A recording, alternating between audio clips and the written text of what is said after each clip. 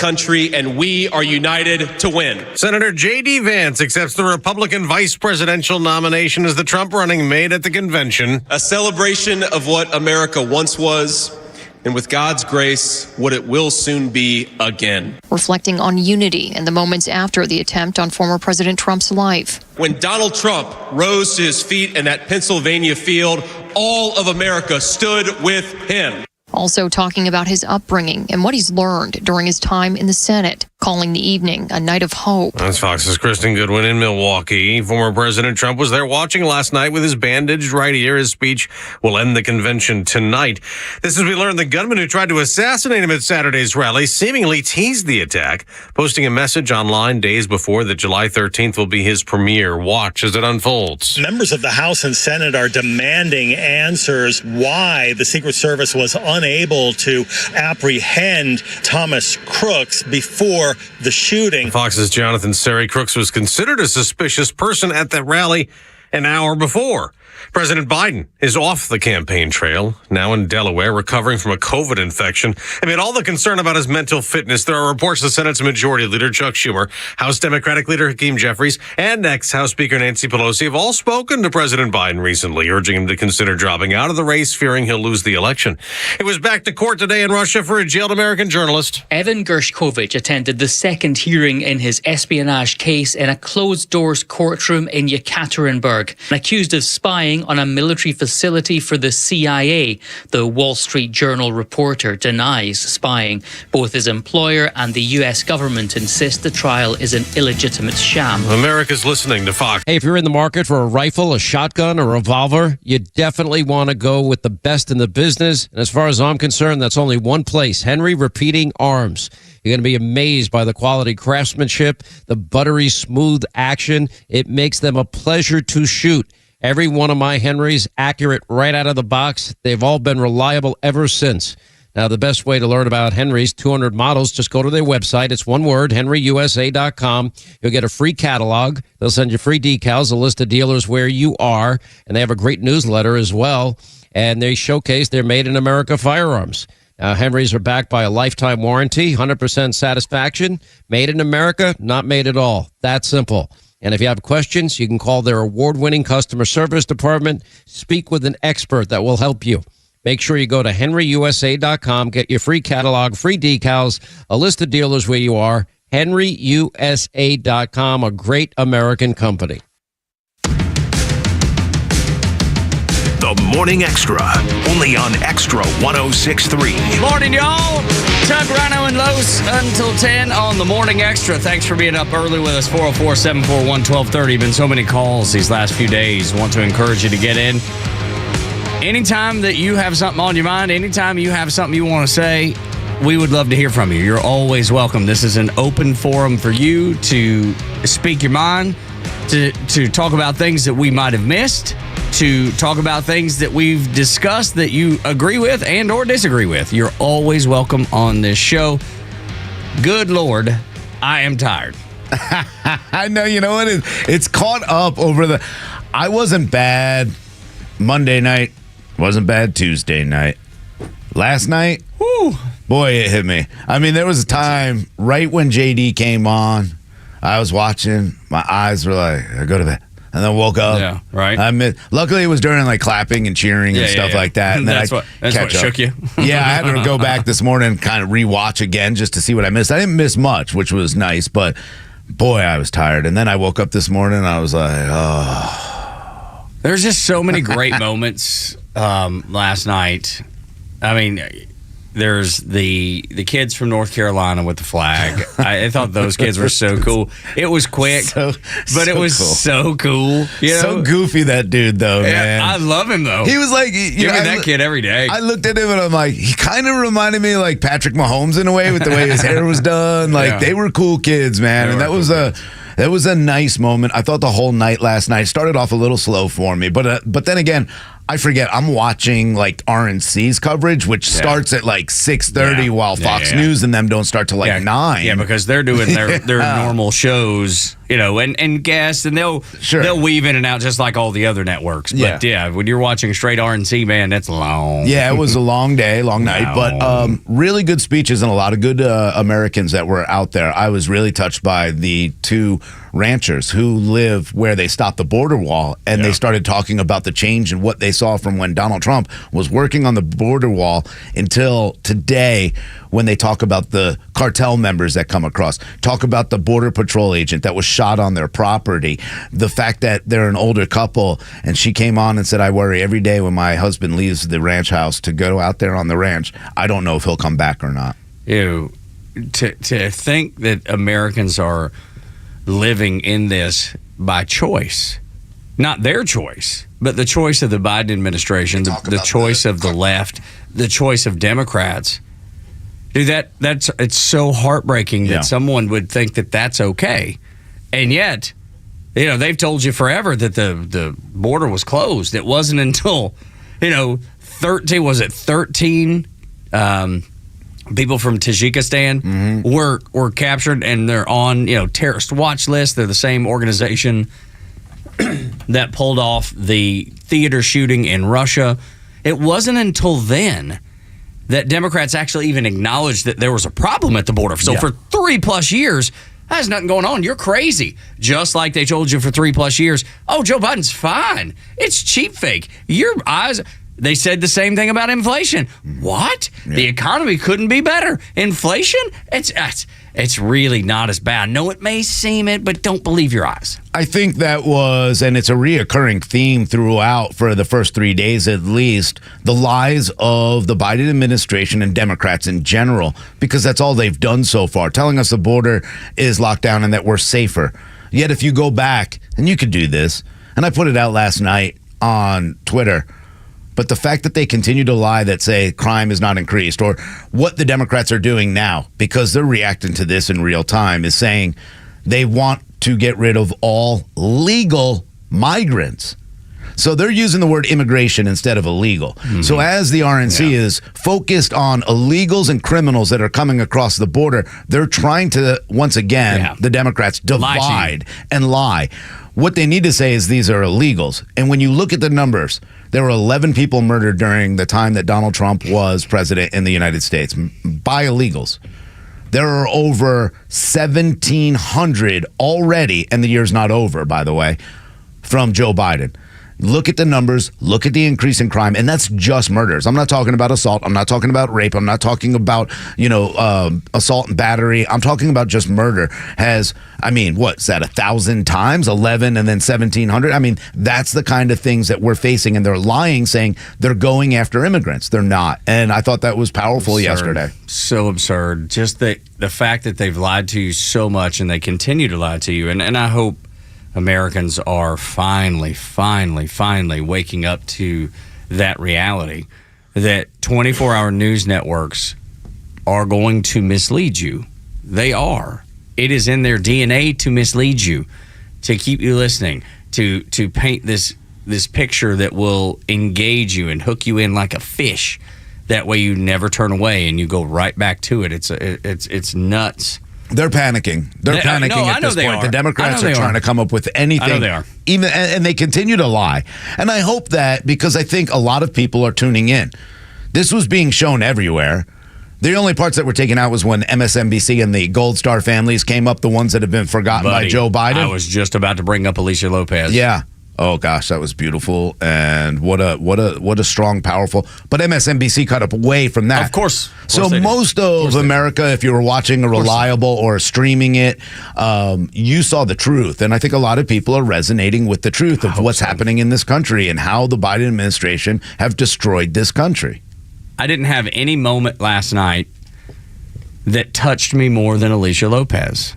And we were coming home. Jacob had a baseball. My son had a baseball game up in Gainesville. So I just had the phone on, running through the speakers, right? I couldn't watch it. I could just hear it. Mm-hmm. And I, to be honest with you, I think it was even more powerful that I couldn't see it, because my mind, just like in anything else, your mind creates a better picture than than typically what is in front of you or you're told to see or the pictures that are painted for you. Alicia Lopez, the mother of Marine Corporal Hunter Lopez, when she was holding back her tears, talking about the fact that the Biden administration have not owned up to their failures. And she said, he's never said my son's name. And I'm driving down George 400 southbound, hanging on every word because you could hear the pain in this mother's voice, and a president that doesn't think enough of that woman and the sacrifice of that woman's family to pick up the phone to speak with them or to even say their son Hunter's name. There's been a deafening silence from the Biden-Harris administration, and I thought it was interesting that she actually said Biden-Harris. I mean, she wanted everybody to know this entire administration has failed. Her husband, Herman, named off every one of the soldiers that were killed in Afghanistan that Joe Biden and the Democrats and his administration have completely forgotten or pivoted away from.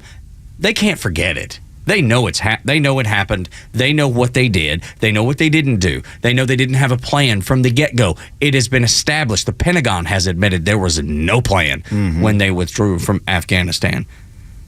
So when he read off every one of those soldiers that we lost, that was the most powerful moment of the night. J.D. Vance was incredible. He was. Yeah. His story with his mother's fantastic. Yep. It is amazing.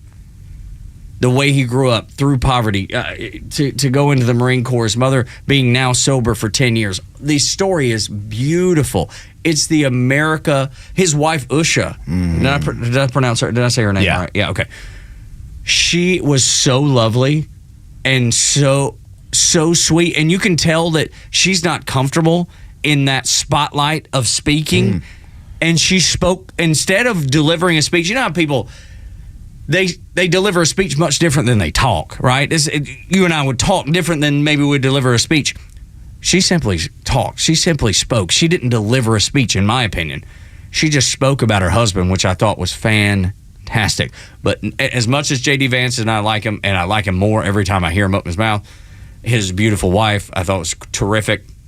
Donald Trump's granddaughter. It was so cute. Oh, yeah, it was great. The World War II veteran, and we got the audible plate later. Oh, my God, his little dance. Erin was already falling asleep at this point. We're laying in bed watching this, and we had already gotten through, again, I want to go back because those 13 soldiers, we were watching, and my girlfriend Erin is a veteran. Our roommate also a veteran, and this moment was very, very tough for a lot of people to watch because they understand it better than anyone else. I wasn't able to see it. I could only hear it. This, right. But that's the thing. I was driving down. That's what I'm saying. But I almost think it was better for me anyway to have the images created in my own mind, my own mind's eye. I was watching on the RNC channel, so it's RNC 2024. I'm watching live on that online. So even before they came on the stage, they did a video and showed a video of these families speaking. And I'll tell you right now, I got goosebumps first, then tears after. It was the most powerful moment of the night, without a doubt. And they all said the same thing. Joe Biden has refused to say their name.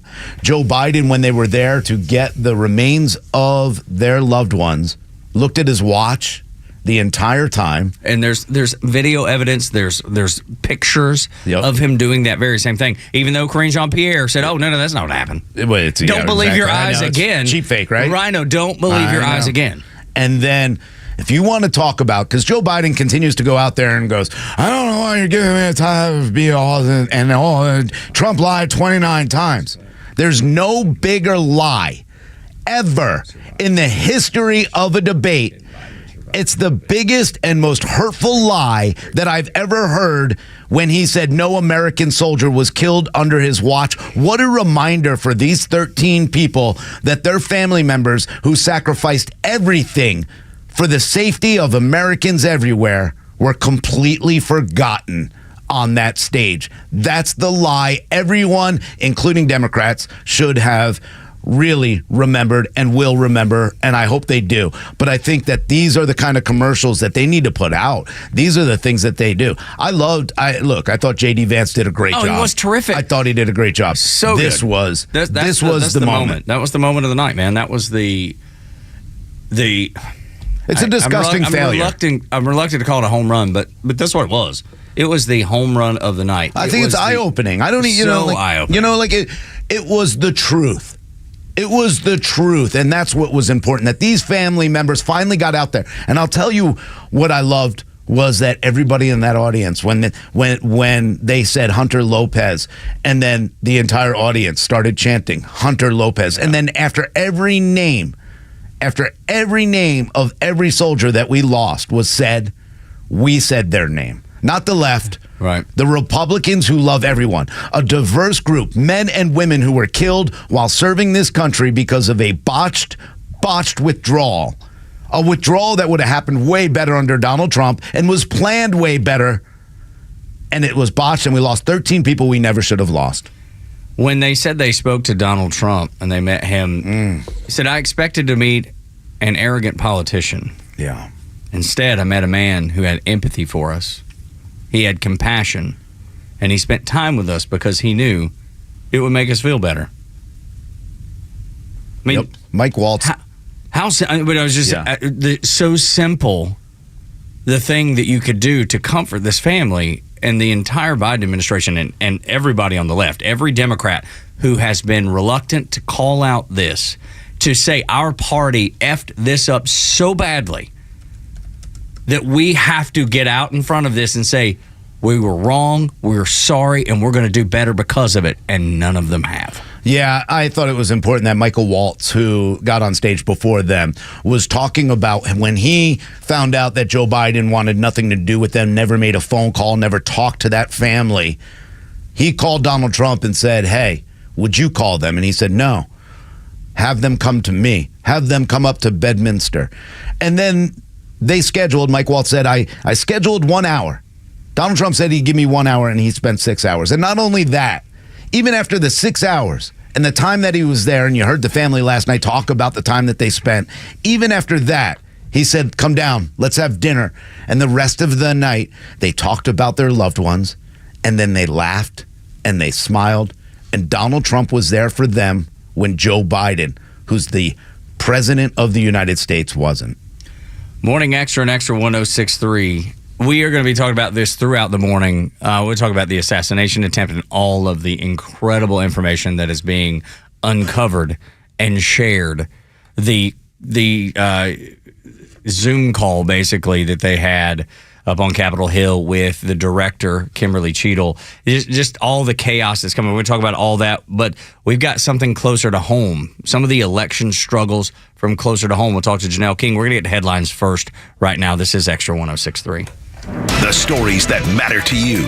These are your Georgia headlines. Presented by RBM of Atlanta, your Mercedes-Benz connection since 1964. Here are your top stories in the state of Georgia for today, Thursday, July 18th. Gwinnett County Police have arrested a suspect in the murder of 16-year-old pregnant Mia Campos. Her body was found early Monday morning after her family tracked her cell phone to nearby woods.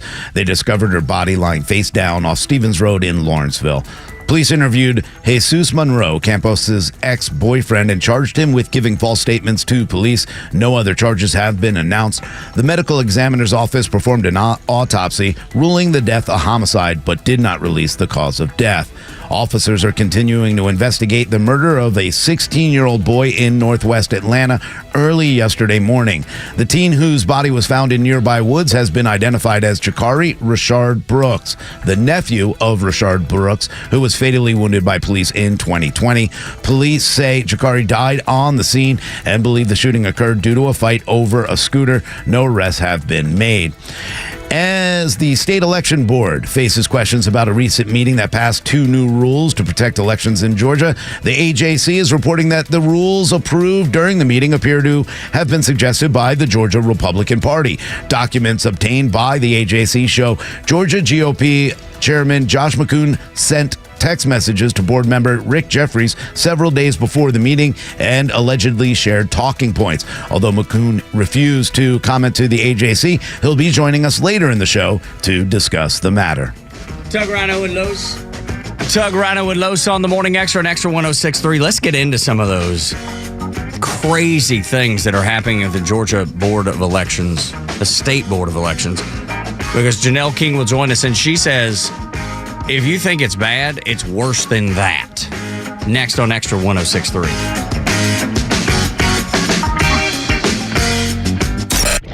Hey, it's Flounder, and the Kimmer Show is live every afternoon from 3 to 6 p.m. Since the 1950s and 60s, since the counterculture took over, basically the teaching in our government indoctrination centers is basically make you just smart enough to hold down a job and pay your taxes, but not to be able to figure anything out. The Kimmer Show, every afternoon from 3 to 6 p.m. on Extra 106.3 and the Extra app. When you go to southernexteriors.co, there is just a wealth of information about the exterior of your home and what you should know, when you should make changes, when you should make upgrades, what should you do. There's an article I ran across by Lance Abercrombie. He's a guy that came to my house. Love Lance, great guy. And he writes, your roof is one of the most important parts of your house, and what it protects is you and your family from the elements. It keeps your home insulated, comfortable. So why is it so important to keep your roof in good condition? That's why, right there. It's just the absolute end-all, be-all, because if water gets in your house, things are going to go south really, really quickly. But how do you know if your roof can be repaired or it needs to be replaced? Is your roof more than 20 years old? Do you see granules in your gutters? Are your shingles cracking or curling? Is your roof leaking? Those are some of the things that you need to consider when you're thinking about either repairing your roof or replacing it. So reach out to Lance and his team. They can come out to your house. They will give you a free estimate. They know how important the roof is. It is the end-all, be-all. It is the protector of everything. And water is the one thing that can bring it down. So does it need to be repaired? Does it need to be replaced? Find out. Get a for certain answer. Don't guess, because guessing could leave you in a bad situation. Get the actual answer, the real answer. Reach out to Lance and the folks at Southern Exteriors. 8779-SOUTHERN, 8779-SOUTHERN, southernexteriors.co. Again, it's southernexteriors.co. The summer's got you thinking about hitting the road, and with back to school right around the corner, you need a vehicle built for the road and safe enough for the family. And Subaru of Gwinnett on Satellite Boulevard in Duluth has it for you. Like the 2024 Subaru Outback, which will take you as far as you want to explore with symmetrical all-wheel drive, plus up to 32 miles per gallon. And if you're up for adventure, it'll get you off the beaten path with up to 9.5 inches of ground clearance, more than Honda CR-V or Toyota RAV4, or the Subaru Forester, the SUV for all the adventures ahead, with a spacious and comfortable interior for everyone you want to bring along. And no matter where the adventure takes you, it starts on Satellite Boulevard in Duluth with the amazing staff at Subaru of Gwinnett. They'll help you find the Subaru that you love and be there every step of the way for everything you need. Start your shopping online at SubaruofGwinnett.com or come visit us today on Satellite Boulevard in Duluth. We're Subaru of Gwinnett. Don't let a cold, sinus infection, or allergies ruin your day. Breathe easier, sleep better, and feel healthier with Navage. Visit Navage.com, Walmart, Walgreens, CVS, or a store near you. You have enough to deal with after an accident. You don't want to spend a lot of that time messing around with insurance companies. Besides, what are you going to say to them? You really know the ins and outs? David Van Sant at Van Sant Law does. He used to work for the insurance companies. Their worst nightmare. He knows who to call, what to say, how to listen to them, and he has your best interest at heart. Van Sant Law, 855-GA-INJURY. VanSantLaw.com, 855-GA-INJURY. Hey, John, why so glum? I just got let go. The company's downsizing. This is the third time in the last 2 years. I'm done with this. Have you thought about My Computer Career? I've heard they can train you for a career in IT in just a few months, including cybersecurity and the basics of AI. And you don't need prior training or experience. Now that's a recession-resistant career. Wow, thanks. I'll check them out. Go to mycomputercareer.edu and take the free career evaluation. mycomputercareer.edu. GeorgiaHealthCare.edu. Financial aid is available for qualified students, including the GI Bill. Well, Michael, I want to thank you for your time, but unfortunately, we can't offer you the position. Why? Well, we got the results of your background check, and quite frankly, we were concerned. About what? Apparently, you were arrested for throwing a shopping cart at a customer? In my defense, he had it coming. At Horizon Background Screening, we find things that other companies don't. That's why companies that use us make smarter hiring decisions. Don't let the wrong hire put your company at risk. Get the real story on your candidates at horizonscreening.com. Start your mornings the right way with Doug, Rhino, and Los on the Morning Extra. Atlanta's only conservative news and talk station is Extra 106.3. So many great ways to listen. Extra 106.3 app on the Extra 106.3 YouTube channel, so you can watch and listen at the same time. Get a little audio and visual action. 106.3 FM, 12:30 AM. But the app, that's the best way to go. Download that free for Apple and Android. Wherever you download your apps, search for XTRA 106.3 FM Atlanta. So much to talk about when it comes to our elections. So many people are so concerned about what's happening with the elections in the state of Georgia. And our guest, a member of the Georgia State Elections Committee, Janelle King, the Georgia Election Board that Janelle is a part of, is in chaos. And this is a comment from our Secretary of State about the board. They are a mess, and it's pretty obvious they are. This He's is a mess. Republican. He's a mess. We've been He's saying, an absolute mess. how long have we been saying that, Rhino? This is a mess. He won't come on the It's show not us. because we called him that. It's not us. It's his whole office that's a mess. Why do you think he's saying that about the election board right now? Because we're coming to get him. Here's the thing. Whenever you do stuff, and when I say coming to get him, I'm not talking about 2020. I'm talking about how they're acting right now.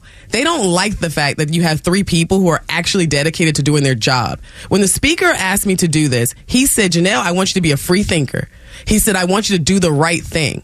And I took that very seriously. So I went on this board, I had an open mind. I don't have any allegiance to President Trump. I didn't support him in the primary. So this is not a Trump thing. This is all about me going there. I got a book of petitions. I took those petitions with us to Alaska on our vacation.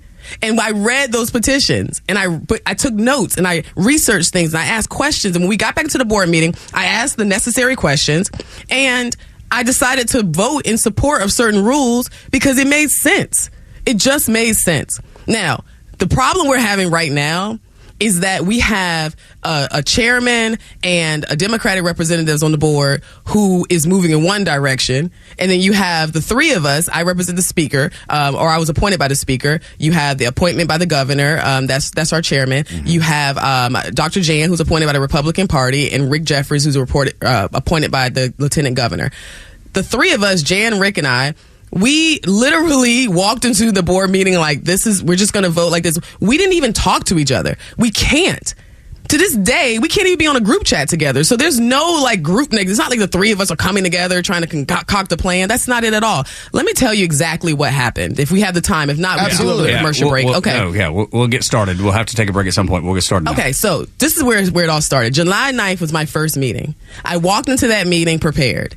The meeting begins to start. Dr. Jan makes a motion. Her motion is in reference to allowing those who are associated with the Joe Rossi case. I don't know if you've been following that, but it's a certain case. Those that are associated with that, she wanted them to be able to have a response to what happened in the last meeting. Now, mind you, I wasn't even in the last meeting. But I was interested in hearing their response because I read the notes of the last meeting, and I'm like, they should have an opportunity to respond. It's very simple. She makes that motion.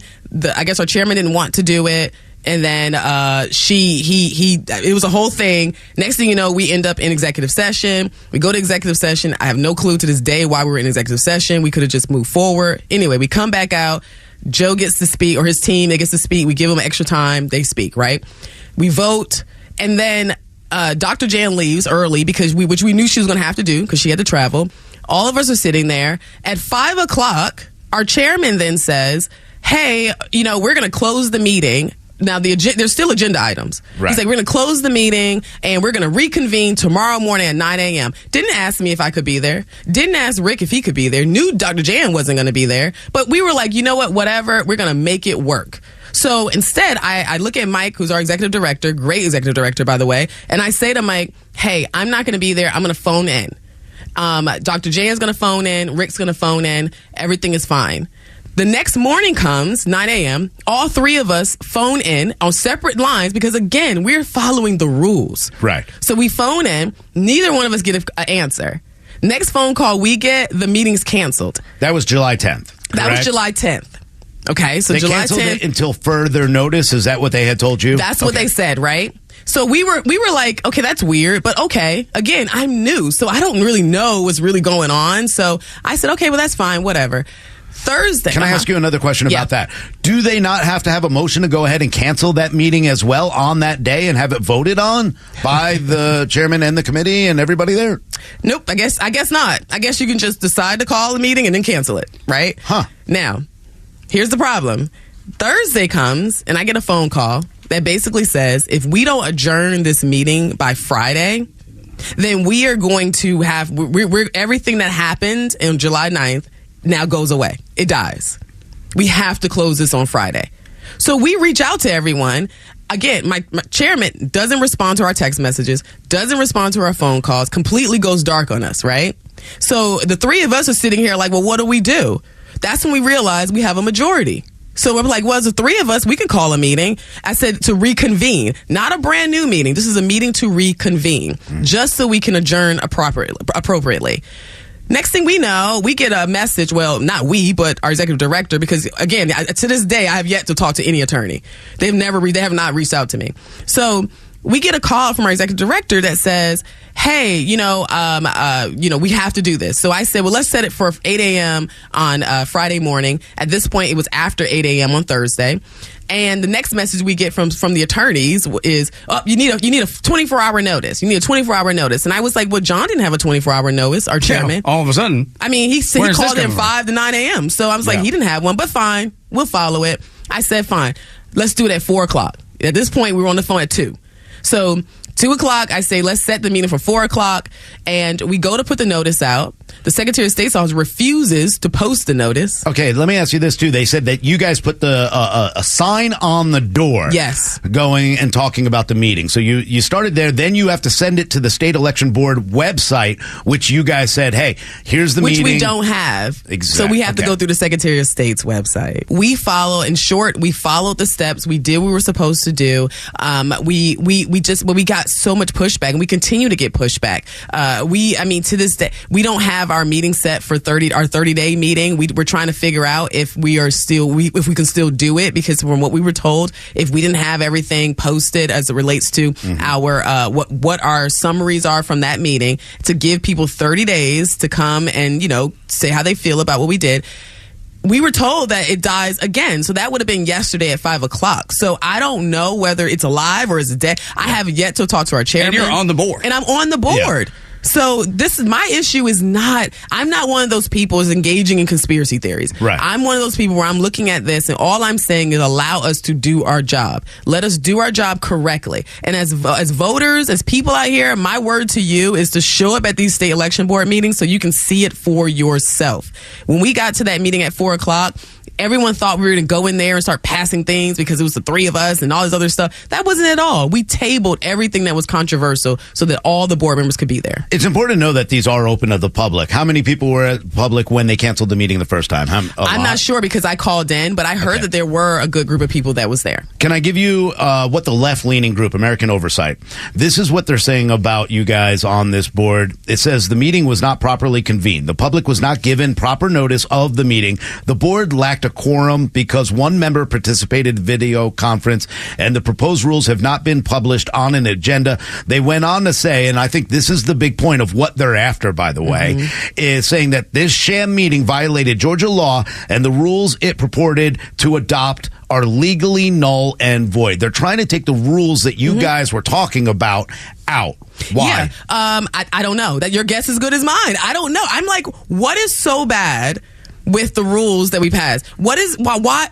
We'll talk about the rules. Yes, okay, so one rule. Okay, so one of the rules basically, and this is very in a nutshell, basically says that if you are if you're on a county election board, if you see something, you can say something, you can request documentation, anything you can that go through looks the process, shady anything prior to certifying. Now, we're not extending the window of certification. We're just saying that these people need to be able to do a little bit of an investigation just to see if something's wrong. Because because they got to sign an affidavit that says, I'm certifying that everything I'm giving you is correct. And legally. All the counts. And legally, yes. Yeah, because what we're having a problem with is the Dominion voting machines counts make sure that, we get the recount and the hand count. They both match and we have the same amount of votes going in. That's all that we're saying is let's look at it. That was the second rule. Okay, is that we made it uniform that, you can do a hand count if your numbers are challenging. And this is because sweet Shirley Alexander went up there and she said there were times where there were pages that was left in the machine because we're dealing with technology, right? It doesn't mean anything sinister is happening. It's just basic technology issues.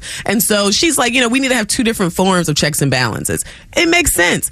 To me, this seems very minuscule, but for some reason, they just don't want it to happen. And let me answer their stuff. Yeah. First of all, if our meeting was illegal because we gave 24-hour notice, then what was the meeting that was called at 9 a.m.? And then secondly, we can be on teleconferencing. Matter of fact, we found out that the Public Service Commission had a meeting going on the exact same time where 4 out of the 5 members was on teleconference. Mm-hmm. So, and that bill changed, or that law changed during COVID because everyone had to go teleconference. Yes, right. So we are allowed to do teleconferencing. Rick has called in plenty of times before I joined the board. What does your gut tell you is going on? Because me as a guy that taking a step back from everything, knowing what you say and knowing how much I trust your just anything you see and anything you say is valuable to me because I trust your experience. I trust who you are as a person. I don't feel good about Georgia's elections as a voter. This is not as a guy that works at Xtra. This is not as a representative of Dickey Broadcasting. This is a guy that sees something that don't feel right about voting, not just in Georgia, but across the country. But here's what matters to us because that's all we have control over. Yeah. And I think there's so many people in this state that feel the same way about our voting. They don't know what happened. They know something happened. Yeah. My gut is telling me that I need to continue to look into this. It's like instead of me trying to move away from it, I want to dig deeper now because I do think that something's up. I don't know what it is, but I can't help but feel that way. Again, this is my first meeting. So I didn't have anything in the past that I can look at, right? It's just from this one meeting, the way they have handled us, the way they have spoken to us, the fact that they told the media that our meeting was illegal but didn't call any of the 3 of us prior to that. We didn't even know they thought that about the meeting until it hit the media, until I'm getting requests to talk to them. So all of that makes me just a little concerned, and it makes me wonder, did we find something? Is there something going on? Did I stumble upon something? Or did we find something that they are going to try to use again in 2024? Because this isn't about 2020. And that's probably why Kathy Wooler didn't do this as an official capacity as the Fulton County Board. She did it as a private citizen. That should raise some questions as well. Yeah, absolutely. But I'm not taking advice from Kathy Wooler or Fulton County elections on elections. Well, and that's where I want to continue the conversation. If you can stay with us, I know you're not scheduled to, but if you can stay with us for one more segment, because there's just so much more, Rhino, that we have to discuss and get into. Yeah. And we will continue that here on Xtra 106.3. Shame on you, you freaking media. Like all of a sudden this is a surprise. You didn't know that he was, mentally screwed up or anything? Shame on you. The Kimmer Show every afternoon from 3 to 6 p.m. on Xtra 106.3 and the Xtra app. Oh, I want you to be as comfortable in your house as I am in mine. Well, I mean, it's relative because my wife and I fight over the temperature. I've talked about that a bunch. But, I mean, I could be comfortable. There's the opportunity for me to be comfortable if we just figure out a comfortable setting. You see, our AC system went out. We have 2, one upstairs, one downstairs, and the one downstairs went out. And now that central heating and air conditioning has been out to our house, they've fixed it so well that this thing is like living in Antarctica, in the middle of Atlanta, Georgia. That's how cold our house is. And I would just like to bump it up just a little bit, just to have some flexibility so I can be comfortable, not just my wife and son. But that's something we've got to work out. That'd be something that you and your family will have to work out too. But the point is, central heating and air conditioning can give you that. It doesn't matter what type of system you have. They work on them all. And they can fix any of them. They can maintain any of them. So they last as long as they possibly can, because those things are expensive. So get a maintenance agreement. That way they come out a couple times a year. Make sure that everything is maintained, oiled, tweaked, working perfectly. Or if you need a whole new Carrier system, they can hook that up too. They are your Atlanta Carrier experts. Whatever you need, they can do, and they'll do it quickly. I mean, we were down less than 24 hours, probably closer to 15 hours. You can be in the same boat as we were. CentralHeat.com, 770-GET-HEAT, CentralHeat.com, 770-GET-HEAT.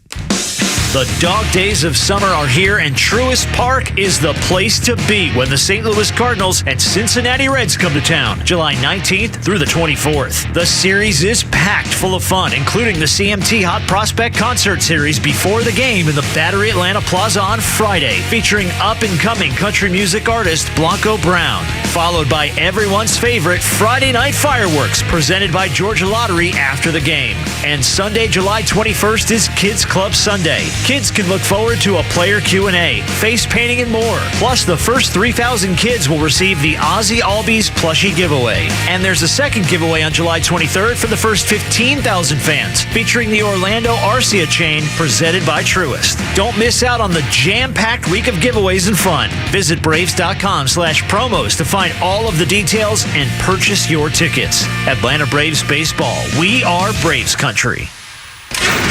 Summer is heating up. Whether you're heading to celebrations in the city or out on the lake, it's important to think before that second drink, especially when boating or driving. If you find yourself in trouble after a day of fun, make sure to call A Second Chance Bail Bonds. We handle bonds from the lake to the shore, and we can have you or a loved one out of jail in a matter of hours. Call A Second Chance 24/7 at 404-BAIL-OUT. That's 404-BAIL-OUT or online at atlbail.com. I enjoy a good night's sleep, and I like to breathe while I'm sleeping. My wife appreciates that, too. That's why I wear a CPAP. You want the right machine. You want expert advice. You want all the supplies that go with it. You get it all at CPAPs, etc. in Alpharetta. Machines, masks, tubing, filters, cleaning supplies, all of it, and they ship nationwide. Walk-ins, by the way, are welcome. CPAPs, etc. Alpharetta, CPAPSETC.com. Foundation repair isn't pretty, but at Atlanta Ramjack, we make it easy. If you notice any cracks in your foundation, they need to be addressed as soon as possible to reduce additional costs that come with the repair. Why call us? Foundation repair is all we do. We have highly trained estimators that will thoroughly evaluate your home and only recommend what is needed. If you are experiencing foundation problems, please contact us at ramjack.com/Atlanta or call us at 770-502-8881. Self-employed in 2021, you may be entitled to up to $32,220 in COVID tax relief. At smartsetc.com, our ex-IRS auditors leverage credentialed knowledge to help you understand your claim with no upfront costs. Don't miss out on this opportunity to maximize the claim you're entitled to. Take our short eligibility quiz at smartsetc.com now. That's smartsetc.com. You may know Bortz is back, but not everyone else does. Tell anyone who loves America, Bortz is back on the radio in Atlanta, and his new home is Extra 106.3. Listen to him now on the Extra 106.3 app. We have convinced Janelle King to stay just a little bit longer, member of the Georgia State Elections Board, and the chaos that is happening in this state when it comes to elections. You can hear her show Saturdays at 3 p.m. here on Extra 106.3 and Sunday a encore airing at 9 a.m. Of course, you can get them across all the social media platforms. You can get it on all the podcasting platforms, YouTube. It is everywhere that you watch or consume podcasts. It is there and available for you. This election board is in chaos because I think every level of government in the state of Georgia will have egg on their face if the truth is ever uncovered. Yep. That's what I believe. And you know what? I think that we are in a position now where what I would like to see is for us to tone down on the talking to the media as a board. We feel forced to have to say something right now. What I mean is, like I said, when we had our meeting on Friday, it went to the media. They told our chairman and Sarah, our other board member, they told the media what we were doing was wrong without talking to us first. Sure. They didn't even ask us what was going on. We had no communication with them. Like setting a trap almost. Yeah. So I'm like, why are we trying to create a narrative for nothing? So my thing is like, let's keep it in house. Let's have better communication as board members. Tell me what you think is wrong. If you think I'm doing something wrong, then say it to us. Don't say it to the media. Absolutely. But you know what? Kathy, Sarah, they all know the truth. The AJC will take that and take their word without actually contacting or doing the work to actually look into the situation. And this is important because people need to understand. And I just want to read because people are reacting to this interview and they're appreciative of your common sense principled participation. That's what Katie told us. Frank Duffy said, we need assurance this November more than ever. Our votes are secure and will count. And only once. I mean, these are things. And we don't have that. And we don't have that. And we want to feel that. Nobody's saying that anything's been stolen. But when you tell us that, hey, we don't want you to look at, hey, making sure that every number is right, that should be a very big concern to all the voters in Georgia, Democrat and Republican alike. And then the funding to be able to explore it and not having that is glaring to me. It almost seems like there's something else going on. I don't know that there is, but if you don't show me why the funding is not there, then my mind begins to wonder. It's no different than what happened in Butler, Pennsylvania. If you're not transparent, I'm going to have to fill in the blanks. Here's what I will say is that I do believe that we need more funding, but that's already known. I think everybody knows that. This is a new board, right? It's fairly new in this position. Like the board's been around, but it was under the Secretary of State's office. So this is new that we're outside and we're having to build ourselves up as our own entity. But having independency is important. It's important for checks and balances. That's what we need. My biggest issue is that I don't think it's what people are saying. They don't have confidence in our election. And I want people to have confidence knowing that they can go and vote and that the outcome is going to be accurate and no one's going to fiddle with it and all that other stuff. We need to make sure we create that type of energy. And I think we can do that being a unified board. We have to unify. We don't have to always agree. We don't have to agree. Sound like the RNC. I sound like the RNC. That's exactly where we are right now. I sat down and met with every board member before at my first meeting individually. I had individual lunch or coffee with each of them, and I genuinely was like, I want to get to know all of them. There were people who said, you don't need to sit down with Sarah. I thought that was ridiculous. She's on my board. Yeah. So I wanted to sit with her. I listened to her. I heard her. We may disagree on politics, but when it comes to these rules, let's keep this in mind, everybody. I don't want any rule coming before me that's going to be seemingly beneficial to Republicans, because once that rule is in place, if we're no longer in power, then it flips and the whole board is Democrat. They're going to do the exact same thing. This is not what we're trying to do. No, not at all. And then that's where we need to start really looking, and Democrats too, start looking at what you're asking for, because it will come back when control goes to the other party. And that's so important. It is very, very scary to me. And I love that Donald Trump right now is talking about paper ballots all over the country. I want to get back to paper ballots.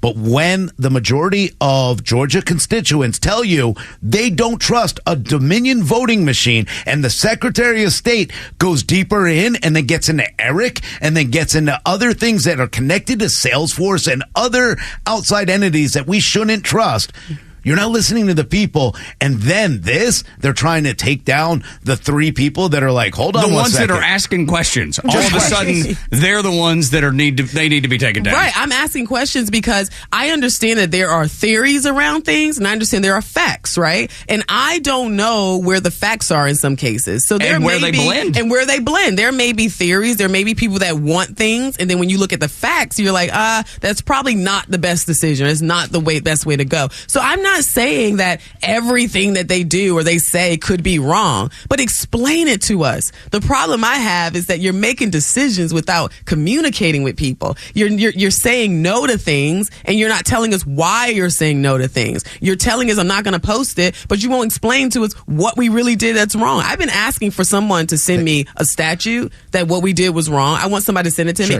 I still haven't gotten it. Well, you know why? Because they know that the voters, they know the ones that they can energize, that show up and say this meeting's illegal and hold up signs. They're energizing for a narrative because they don't want transparency. Don't be used. Don't be a tool. That's another thing to the base. That this goes to our base as well as to the Democrat base. Do not be used. Be mindful. Look at what's going on. Go in there with clear eyes. Pay attention. Look at both sides. And realize that there is good and bad on both sides. Always. Right. There is always people with nefarious intentions on every side. Yes. Looking out for themselves or protecting themselves for some reason or the other.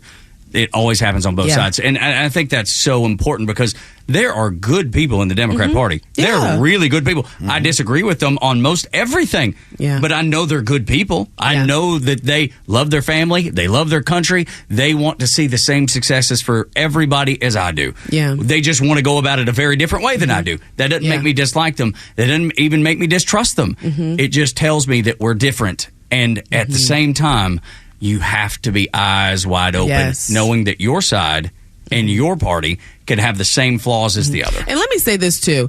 I don't think it makes sense to attack the person who appointed us. Like, don't attack Speaker Burns because you disagree with something I'm doing. And don't attack, the governor because of John.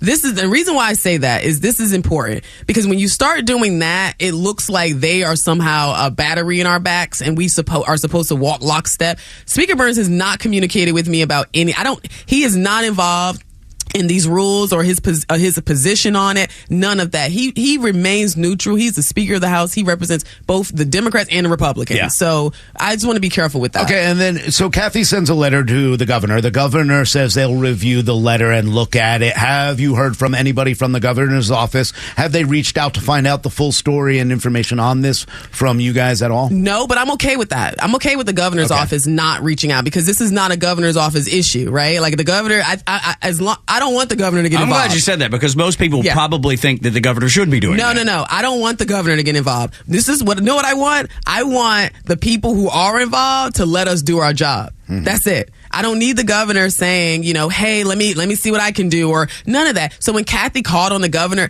don't bring him into this. Don't do that. Let him go and govern. Let us work the election board. Yeah. We know what we're supposed to do. We're grown people. We can read.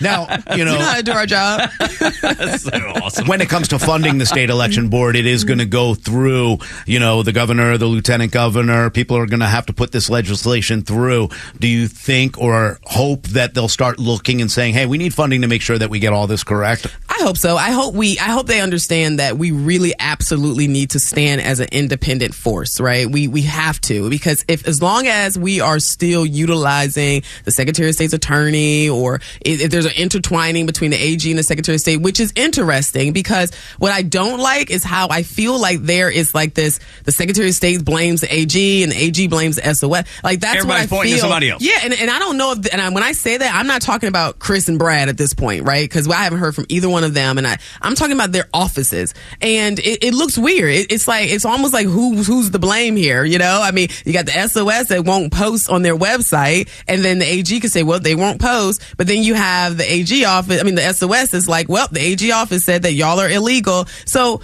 and again, no one's told us anything, but they're having this fight, and it's almost like, don't try to make I don't know what's happening there, but I think the biggest question that I have, and I feel like probably people listening right now have too, as we talked to Janelle King about the chaos in the Georgia State Elections Board, do we have time to fix this before November? We do. And I'm looking forward to our next meeting. I know August 6th is the meeting that we have on the calendar. And I encourage people to come and watch for yourself. We had overflow rooms at my first meeting. But that's encouraging. Yeah, it is encouraging. I want more and more people to come and watch for themselves. However, I'm encouraged that it's time that I think we've all gotten out our frustrations about this. I don't want to drag this particular situation, right? We're here. This is where we are. If we got to start over, we got to start over. But we know more. We have more information. We understand the process better, and we can move forward. But I would love to see some form of unity on the board. Absolutely. Even if we're not in agreement. Can I get a special seat there or anything? I just got to be first come, first serve. How do I get in? No, but I think this is important because we talk about local and being local and taking time to really invest in local. And August 6th, if you get a chance, this is probably one of the most important things. If you want to work on voting and making sure that our elections are secure, there's no better place to be than August 6th at this meeting to hear the conversations that need to be heard. Yes, please come. And again, I'm not speaking on behalf of the board. I'm not speaking on behalf of the three, of us. I'm speaking for myself and someone who went into this with clear eyes. And it was a heck of a first board meeting. Yeah. It sounds like a disaster. And the fact that you're willing to put in the elbow grease and that you care enough about it and what's happening in our state, what's happening in our country is to be commended. And I, as much as I love you anyway, this is just another way of you serving the community. Just like when Kelvin was running, he saw the opportunity to make our state better, to make our country better. He did that in the Air Force, and he did that as a candidate, and still at some point will do that again. And I have full faith that he'll have the ability to do that. Your family's just y'all are special because you care so much. Thank you. If I could just say this one thing to that point.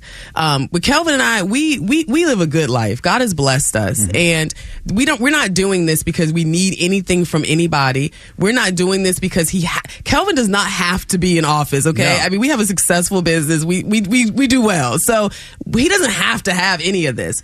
But when you feel called to something, you're called to it. Something and bigger. The reason why I feel the motivation to continue to do this is because I'm sitting in there and I'm looking into the audience, and I see the desperation on people's faces. I see people that had driven from Grady County. We know because we visited every county. Yeah, a friend of ours drove from Grady County, so he left 3 a.m. to get there on time to show up to this meeting. What if he had did that next day? Yeah. I mean, and it's just no respect for people's time, their energy. They're throwing their own money behind this. Some people have spent 3 and 4 years on things, and all they want is an answer. It doesn't have to be the answer they're looking for. They just want something. A starting point. Something to say something to them. And I love the people. Kelvin loves the people. And we love you and Kelvin. Thank you so much, Janelle, for being here. It's so important to get this out and for people to understand that their vote is, at this point, still up in the air, still doesn't feel right.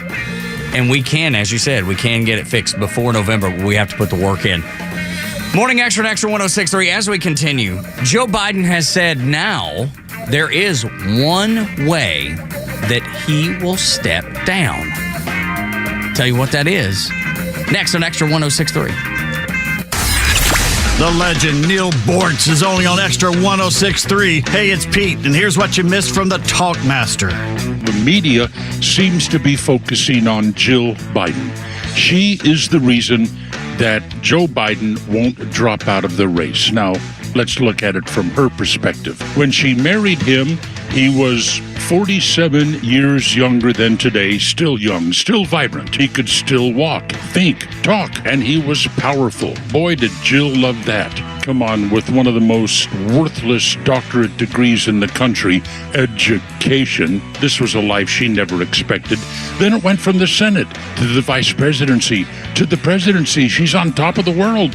Now she's going to lose it all and just have Joe every day to take care of? No way.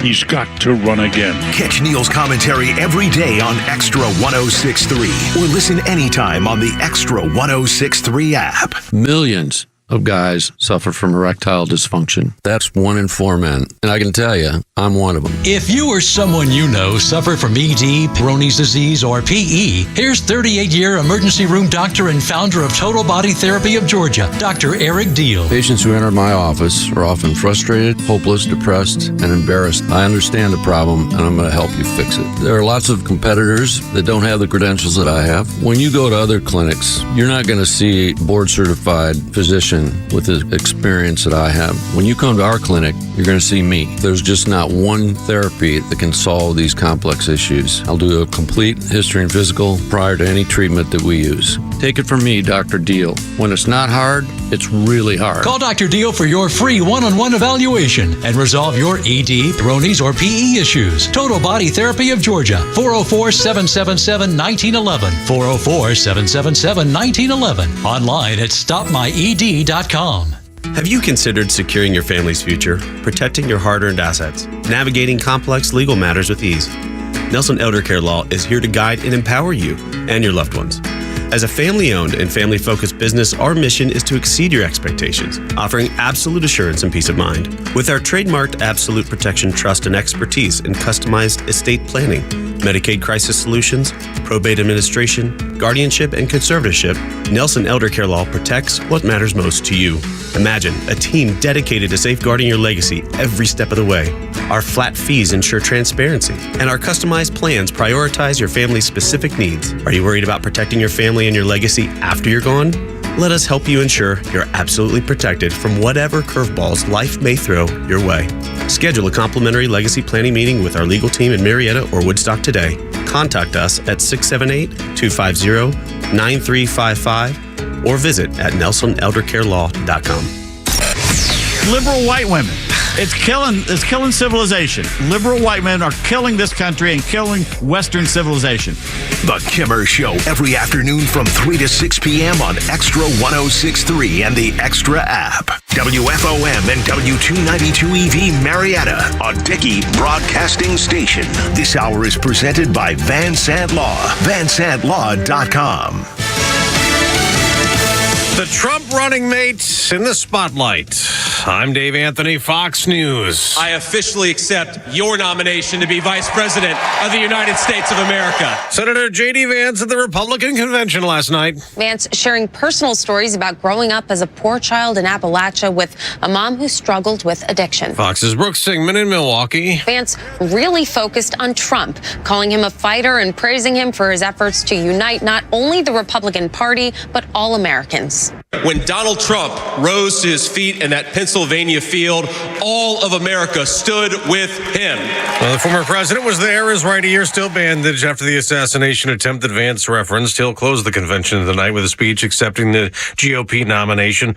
He wasn't the only victim of the shooting at that Trump rally on Saturday.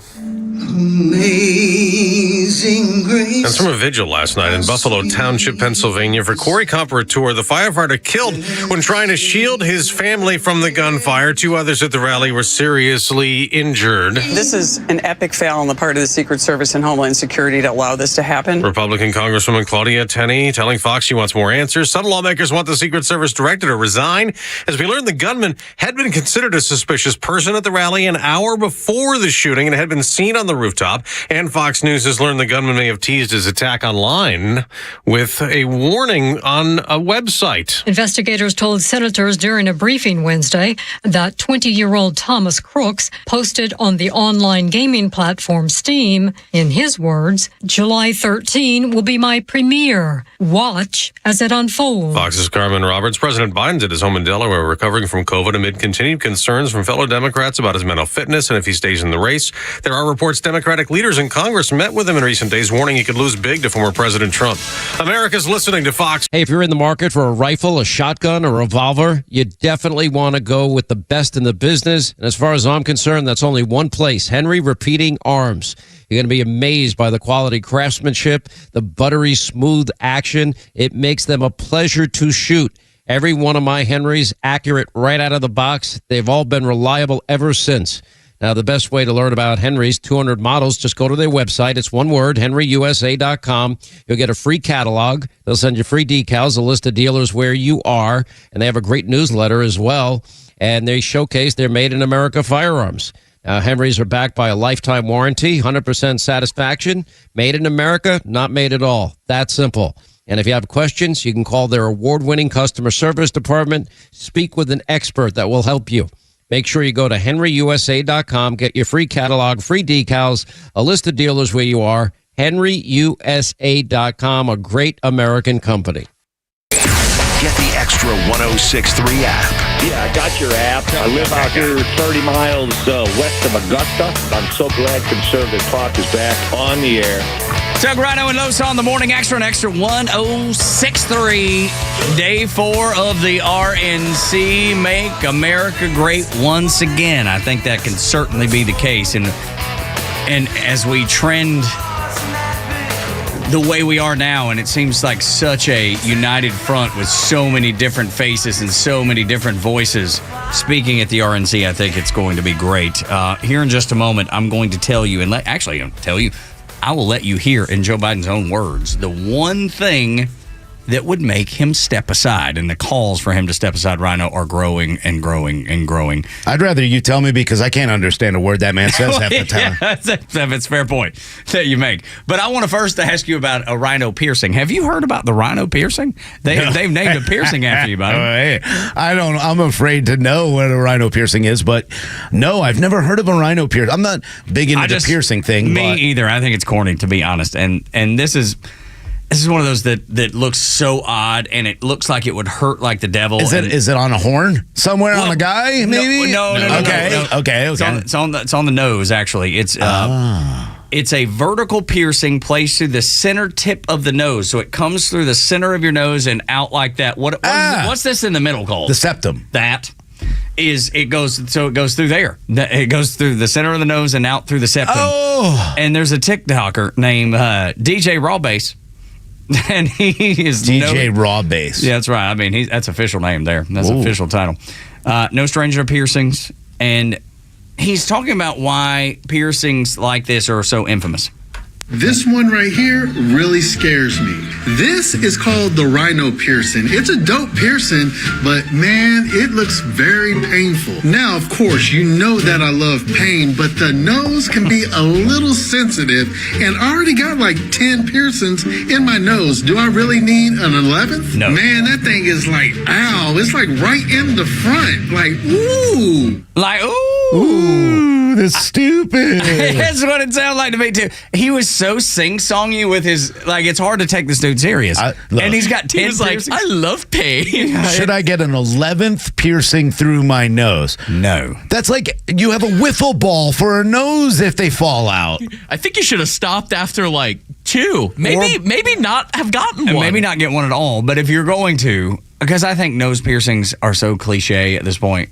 I mean, you know, they're supposed to be, look at me, I'm rebellious.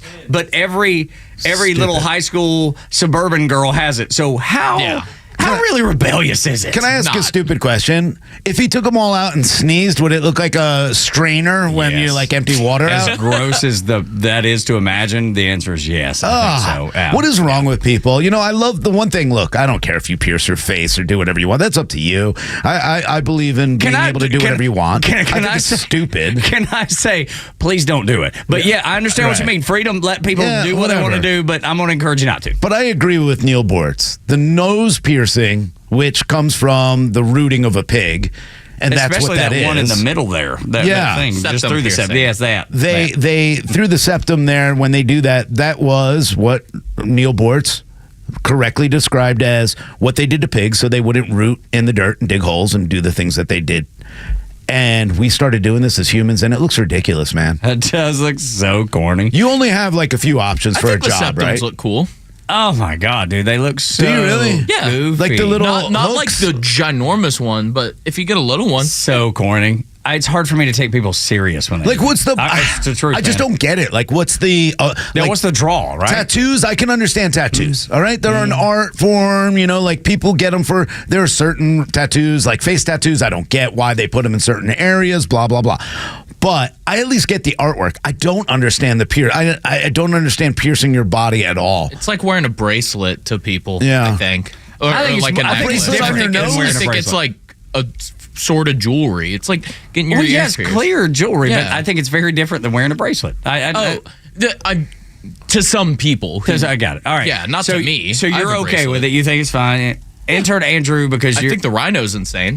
Or like getting like a whole bunch of them. I think just oh boy, insane. You might as well cut that part out and give that to Kimmer. Should get face piercings at all. Whom? Like guys in Dudes. general. But I think like 1 or 2 in every 10 girls can pull off a nose ring.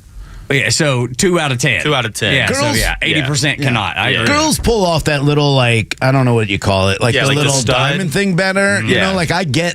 I don't love it though. I don't love it either. So cool. But at least I can understand. Like I don't understand it at all, but I can see it and go, okay, you know, she looks good. When a guy does it, I'm like, that looks ridiculous. Dude, on dudes, it looks so stupid. It's so dumb. I don't think I know any dudes with them. My friends have like ear piercings. Yeah, that's different. Ear bobbers. Yeah, My daddy used to call them ear bobbers. He's got a little ear bobber in. Little ear bobber. That's what I'm telling you. That's what Dalton, Georgia does to you. He was born in Cartersville and raised in Dalton. But Northwest Georgia, that's what it does. Anyway, I just thought the rhino piercing, just because of the name connection to the show Rhino, was worth bringing up. Yeah. And the fact that it seems so painful. And the dude that's got 10 piercings in his nose already says really, really painful. I think I'm avoiding. Avoid is what I'm going to do with that. But anyway. Oh, yeah. Prince Albert, Joe told me, is the one that I was thinking of. A different horn. Oh, yeah. That's what they call. Why Prince Albert? What did he do? I don't know. I have no idea. Yeah. Albert must have been a crazy dude. I feel like I can't look that up. I don't, man. There will be alarms going off in engineering. Just the spotlight. There's people looking up. Pornography. You know, I can see it now. Go do it on somebody else's computer. That way they'll get blamed if you do. There you go, intern engine. That's the way you got to do it. Joe Biden said he will drop out of the race if one thing were to come up. If I had some medical condition that emerged, if the doctors came to me and said, you got this problem, that problem. But I made a serious mistake in the whole debate. And look, when I originally ran, you may remember it, I said I was going to be a transitional candidate. And I thought that I'd be able to move from this, just pass it on to someone else. But I didn't anticipate things getting so divided. And quite frankly, I think the only thing age brings a little bit of wisdom. And I think I've demonstrated that I know how to get things done for the country, in spite of the fact that we couldn't get it done. But there's more to do, and I'm reluctant to walk away from that. Where do I begin, Rhino? I mean, there's so many things to address. We may have to listen to this again just to get through it all. But to start with, he said the one reason that I might step aside, and this was with an interview on BET last night, where he said he might step down if he had a medical condition. I think he has 3 medical conditions. One that they announced yesterday was a COVID, right? I mean, so there's that. And we know COVID is actually problematic for people of his age. And then the dementia that seems to be clear that he has. And then Parkinson's is on the periphery. I think that's probably a strong possibility with as many times as a Parkinson's doctor has visited the White House. So there's 3 medical conditions that if he's just looking for medical conditions to be the reason that he would step down, there's 3. Yeah, there's a lot going on with this story, and there's going to be a lot of rumors, a lot of ideas, a lot of things that are going. I mean, it's very ironic. Joe Biden's a liar. Joe Biden's continuing to lie, and that's what he does best, let's be honest. And that's the funny part about this entire thing. When you talk about, well, there's so much division, but I ran bringing back. No, you ran to create division. In fact, you ran on division, and you've divided this country, and you continue to divide. As we watch the RNC talk about unity and accepting everyone into the party and all Americans and fighting for all Americans and making sure all Americans safe, look at what Joe Biden's done. They go to small groups and they say, hey, we're going to pander to you on this. Look how hard they're pandering right now to the black community. Look how hard they're pandering to the LGBTQAI+2 community. Is that for real? You make that up. I think it's 2 minus A or something. I don't know. I can't keep up with it all. I'm trying. Let's just keep it LGB. Yeah, okay. But that's what he's doing. He's pandering because he's dividing, and he wants to divide. He doesn't say, hey, I'm doing this for all Americans. He's never once said that. He's never once said, hey, the reason we're doing this is for everyone. No, they've divided them into, hey, you're brown people, you're black people, you're gay, bi, trans people, and the one group that's bad is the white Americans and the Christian nationalists. That's division. And that's what he's done, and that's what communists do in order to maintain power. Is divide people into groups. That's exactly right. It's happened over and over again in the history of Earth. So we've covered 2 things. We covered the fact that he talked about a medical condition. He's got 3. Specifically, COVID, we know for sure they've made that announcement. The other 2 were speculating, but there's pretty good evidence behind it. He said, we've never been more divided. You tackled that one by saying that he's the reason we're so divided. And you're exactly right. That 3rd one, he said that he can't step aside because there's more work to do. Like, I'm tired of your work. I don't like your work. I don't want you to continue working because I don't like any of the results of your work. Now, the Obamas, they love it. They're the puppet master. They want to continue doing what he's doing. Doesn't matter if he implements their plan or Kamala implements their plan. They don't care. This is their opportunity in Barack Obama to have his third and fourth terms because he's orchestrated every bit of it. Joe Biden will go down as a super successful Democrat. He's been able to do things that have been so detrimental to this country that Democrats are all about, that he will be a superstar. Now, it will probably be tarnished at the end because of his health. But when you look at the successes that he's had, and I mean those loose terms because they're not successes in my eyes, but successes as far as liberal policies, dude, he is a home run hitter.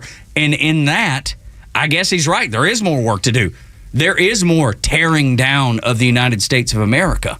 So I would love to see him go because I think Kamala is just as unpopular. And all of the things that Trump and the Republicans will be able to run on against her is going to be spectacular. However, there is 3 months to rally the party in their box, right? Because this will be the first black woman to run for president. Yeah. Dude, if this were Condoleezza Rice, I would be celebrating it too. If this were Winsome Sears, the lieutenant governor in Virginia, I would be celebrating it. But I can't Kamala. But I do think that poses a bit more of a problem if Joe Biden does step down.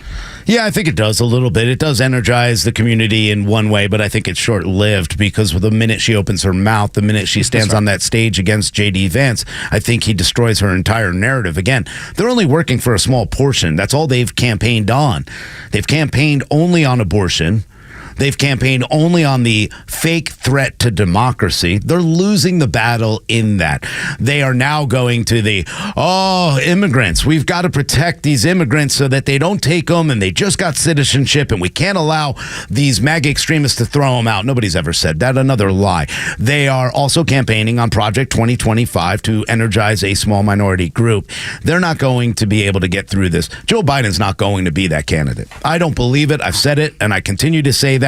And when he comes out yesterday with BET and says that the only reason he's leaving is because he's sick, and then all of a sudden he's sick with COVID, and then he goes to the airplane and he doesn't wear a mask around everybody that's getting on that airplane, I don't even know if he has COVID. I am afraid for Joe Biden that his own party is going to get rid of him, and I'm afraid of the way they're going to do it. I put out the hashtag Pray for Joe yesterday for a reason. I want Joe Biden to be able to run in this race. I want Joe Biden to stand up there and talk about what he needs to do further. The additional work. Because the additional work is this: taking away rights from half of the citizens in this country.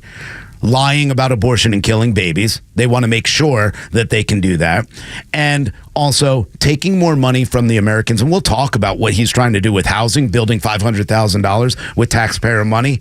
But that's small compared to the $60 billion that they just sent, in addition to the hundreds of billions of taxpayer dollars we already sent to Ukraine. Not to mention all the taxpayer dollars that are going to illegal immigrants. Illegal. People who broke the law. So if you want to play the game that they're not criminals, the minute they cross that border illegally, they became criminals. So yes, every illegal is a criminal. And you know what? I don't want them being taken care of. I want Americans to be taken care of. And I think that's the message that needs to get out there. I don't want anybody being taken care of. I want an environment where people can take care of themselves. And until we get a different president, we're not going to have that environment. The only thing that I'm not sure about is I'm not sure Joe Biden's stepping down, y'all. I know it seems like he will. I don't think he is either, unfortunately. Yeah, right. I'm telling you, I don't believe that he's stepping down as of yet. I can be convinced otherwise, but the pressure, I don't even think he feels the pressure. I don't even think he realizes there's pressure. I was going to say. Yeah, but that's what I'm saying, dude. The only pressure he feels is in the back of his pants. Once in a while, about once a day. When he sits back down, he's like, uh-oh. So I'm not convinced he's stepping down. No. But we'll see. I mean, the pressure is going to mount on the family around him for sure. So we'll just have to see how it plays out. But he still holds all the cards. That's the other thing. We'll get to Congressman Mike Collins. He's been up in Wisconsin for the RNC here in just a minute. Let's get to headlines now. 7 o'clock hours brought to you by Van Sant Law. You're in an accident? Make the right call. VanSantLaw.com. The the stories that matter to you. These are your Georgia headlines. Presented by RBM of Atlanta, your Mercedes-Benz connection since 1964. Here are your top stories in the state of Georgia for today, Thursday, July 18th. Gwinnett County Police have arrested a suspect in the murder of 16-year-old pregnant Mia Campos. Her body was found early Monday morning after her family tracked her cell phone to nearby woods. They discovered her body lying face down off Stevens Road in Lawrenceville. Police interviewed Jesus Monroe, Campos's ex-boyfriend, and charged him with giving false statements to police. No other charges have been announced. The medical examiner's office performed an autopsy, ruling the death a homicide, but did not release the cause of death. Officers are continuing to investigate the murder of a 16-year-old boy in northwest Atlanta early yesterday morning. The teen, whose body was found in the nearby woods, has been identified as Jakari Rashard Brooks, the nephew of Rashard Brooks, who was fatally wounded by police when he stole a taser and ran from them in 2020. Police say Jakari died on the scene and believe the shooting occurred due to a fight over a scooter. No arrests have been made. And as the state election board faces questions about a recent meeting that passed 2 new rules to protect elections in Georgia, the AJC is reporting that the rules approved during the meeting appear to have been suggested by the Georgia Republican Party. Documents obtained by the AJC allegedly show that GOP Chairman Josh McCoon sent text messages to board member Rick Jeffries several days before the meeting and allegedly shared talking points. Although McCoon refused to comment to the AJC, he will comment to us later on the Morning Extra. 9:25 is when he'll be on. This is Extra 106.3, Tug, Rhino, and Los. The man representing Georgia's 10th district in Milwaukee for the RNC, the sights, the sounds, and how he feels about the assassination attempt that almost took out Donald Trump. Next on the Morning Extra on Extra 106.3.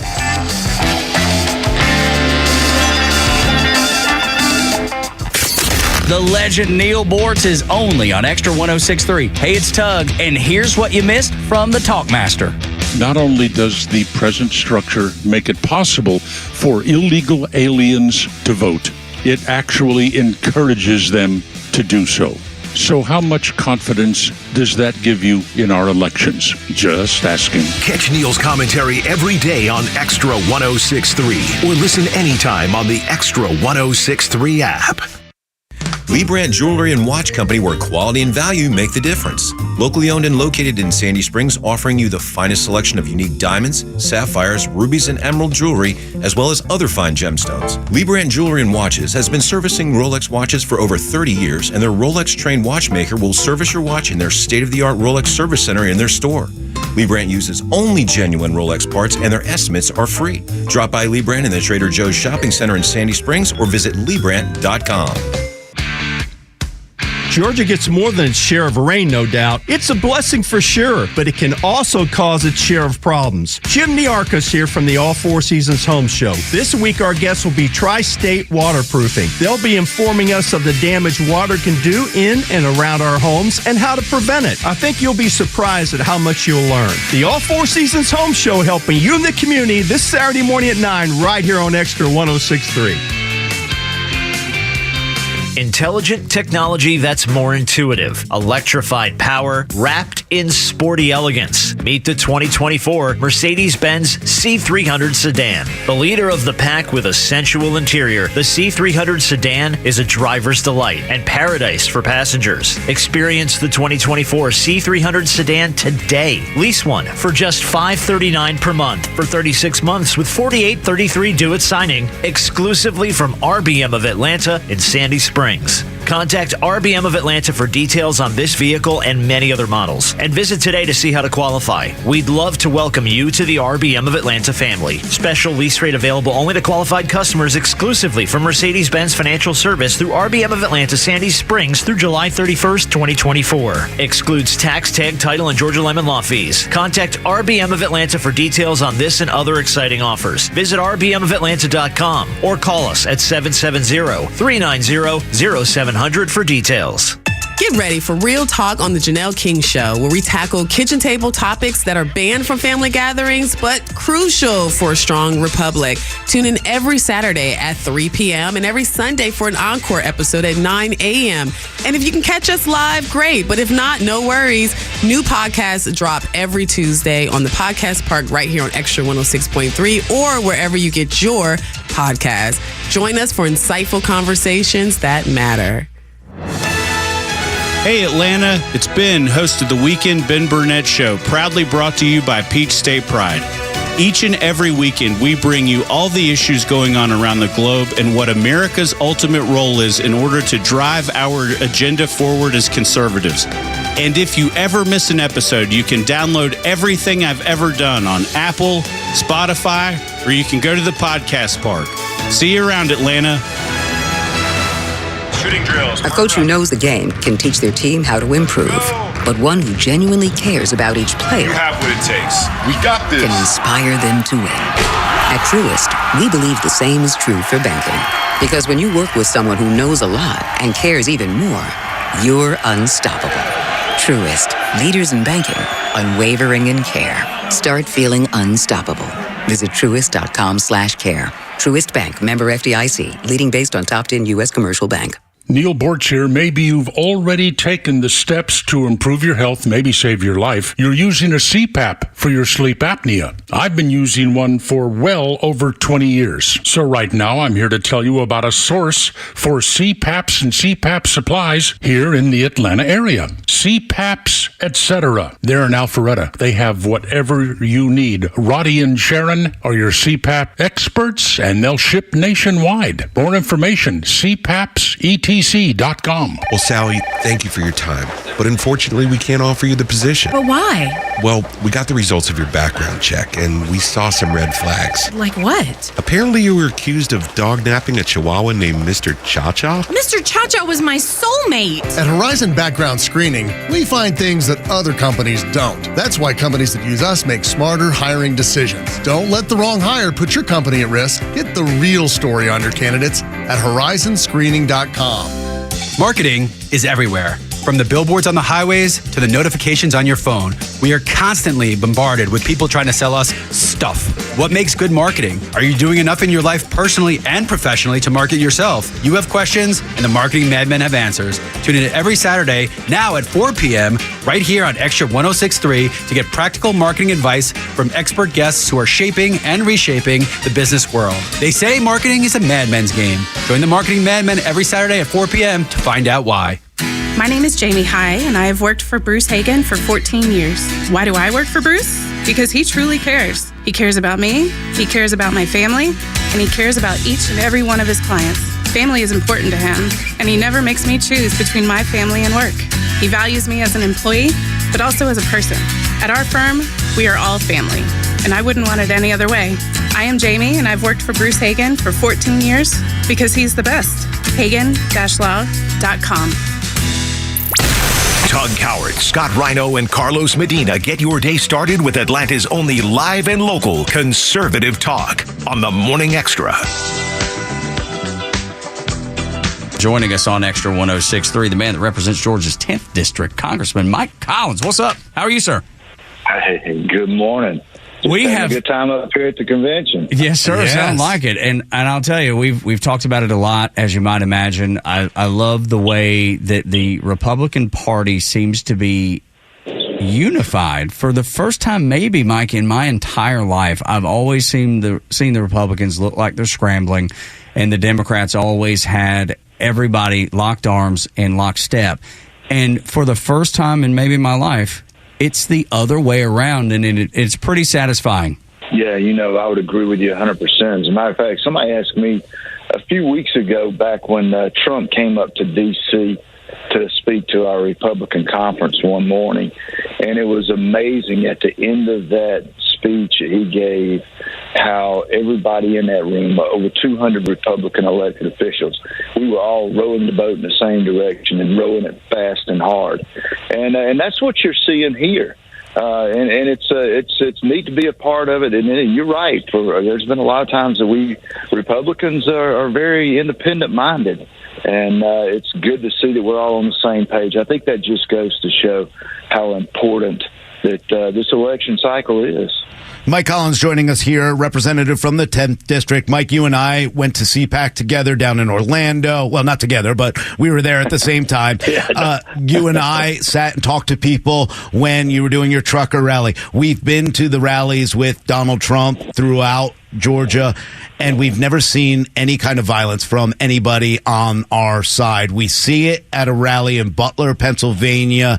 It changes everything now, and I love the way that the entire party right now in the convention is just talking about moving forward. But this has really changed Donald Trump a little bit. Have you talked to him? Does he seem a little bit different? Does he seem more focused on making sure we fight to win this country back?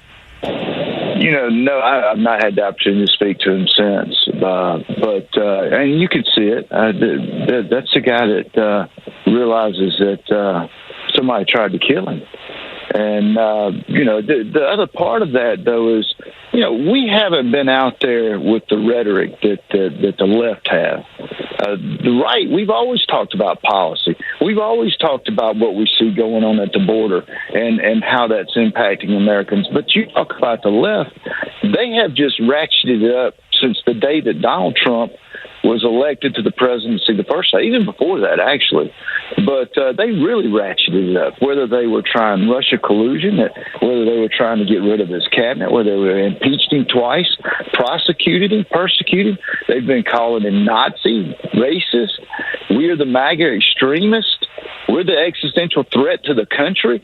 They're the ones that have been promoting this violence all the way through it, even whether you're talking about Black Lives Matter and how they allow things like that to happen. They don't condone it. They encourage the violence. And for people to say tamp it down, that's the ones that need to be tamped down. We're going to continue to talk about, we're going to continue to fight for what we feel like the American people are out there wanting, and they see it. Y'all know that. We've seen 7.5 years of these two administrations. And that's all. I don't think people really even need convincing anymore. Up here, man, it's just about getting that vote out, man. And we're waiting for the beginning of voting season so that we can get out there and cast our ballot. We're gonna get this country back on track. I think you're right about that. I was talking to Mike Collins this morning on the Morning Extra. But our values, Mike, don't allow us to do those things. They don't allow us to encourage those things. And I think that becomes from the foundational values of the country, but also the foundational values of the Republican Party, which is, treat your neighbor as yourself, because those are biblical values that are permeated through this party. And I know sometimes people want the Republicans or conservatives to be more aggressive, but our faith usually allows us to be actually more accepting and forgiving and to show grace. And that it sometimes can be held against us, and I see that. But right now, with everything that you laid out about what the media has done and the Democrat Party has done, it's almost like it's coming home to roost. They're finally getting a dose of their own medicine. Well, they are, but, we still got 9 days before an election, too. And I want to make sure that I continue to let people know that what has happened and what we can do to change this country. And from that standpoint, there's no letting up. We need to continue to fight this fight of telling people how we can get this country back on track, because we can't stand another 4 years of a Democratic administration. There are so many things that they have put into place and what we're going to have to unwind. And if you continue to go down this path, especially just with these bureaucracies that they have let get out of control, this is going to be a tough road to hoe. It already is tough. Yeah. So we certainly don't want to slow down. They would love nothing more for us than to just to kick back our heels and say, okay, it's a great day, and whatever y'all said 6 months ago is doesn't count anymore. It does count. Mike Collins joining us here on the Morning Extra. One of the things that's going on in the RNC, and if you've been watching, I haven't missed a minute yet, but you see Donald Trump on the screen talking about we have to utilize everything they do when it comes to absentee ballots, when it comes to voting in person and flooding, making sure that no matter what, use the same tricks, do what you need to do to make sure your vote gets in and it's counted. It's a good message. And finally, we're taking kind of a grassroots effort to say, we're going to make sure every vote and everybody gets there to vote. Amen, brother. You know, we didn't set the rules of the game. May not even like the rules. I don't. I'd rather have an election day instead of election season that we have. But you've got to be able to use the rules in anything you're doing to win and to make sure that you're successful. You know, and that's what I've told people even in the trucking business for years, that because we've been beat on, regulated, and taxed to death. But you just tell me what the rules are, and I'll figure out how to win. And that's what we've got to do as Republicans. You can't wait till November the 5th and say that, well, that's the election day and I'm going to go vote, because so many times things happen. And we need to be chasing these people that are requesting absentee ballots. And I said requesting, you know, and make sure that they get those turned back in. And you can do that. That's totally legal, and you can see who's requesting those. So you're right. We got to take every avenue that there is out there and make sure that we push hard and that we get this thing across the finish line. Now to the RNC, what you're seeing on the ground up there, the variety of people. Again, the smiling faces, the red, white, and blue. Has there been anything, Mike, that has stood out to you as the most poignant moment of the RNC so far? I mean, I think naturally when Trump came into the arena there for the first time, you know, and everybody actually got to see him after the incident Saturday, you could feel it. You know, you could feel not just the love and the admiration for President Trump, but just the fact that everybody has the opportunity to help turn this thing around. You know, and I tell you, that thing has been exciting to see up here is the amount of young people and new people that are engaged and want to find out how they can get more involved and are getting more involved with the Republican Party. So it's a new day, and it's good to see it. Trump has really brought a lot of different, diversified people into this party, and that's not to say that we changed our principles. It's that people are agreeing with them and understand what the Republican Party stands for.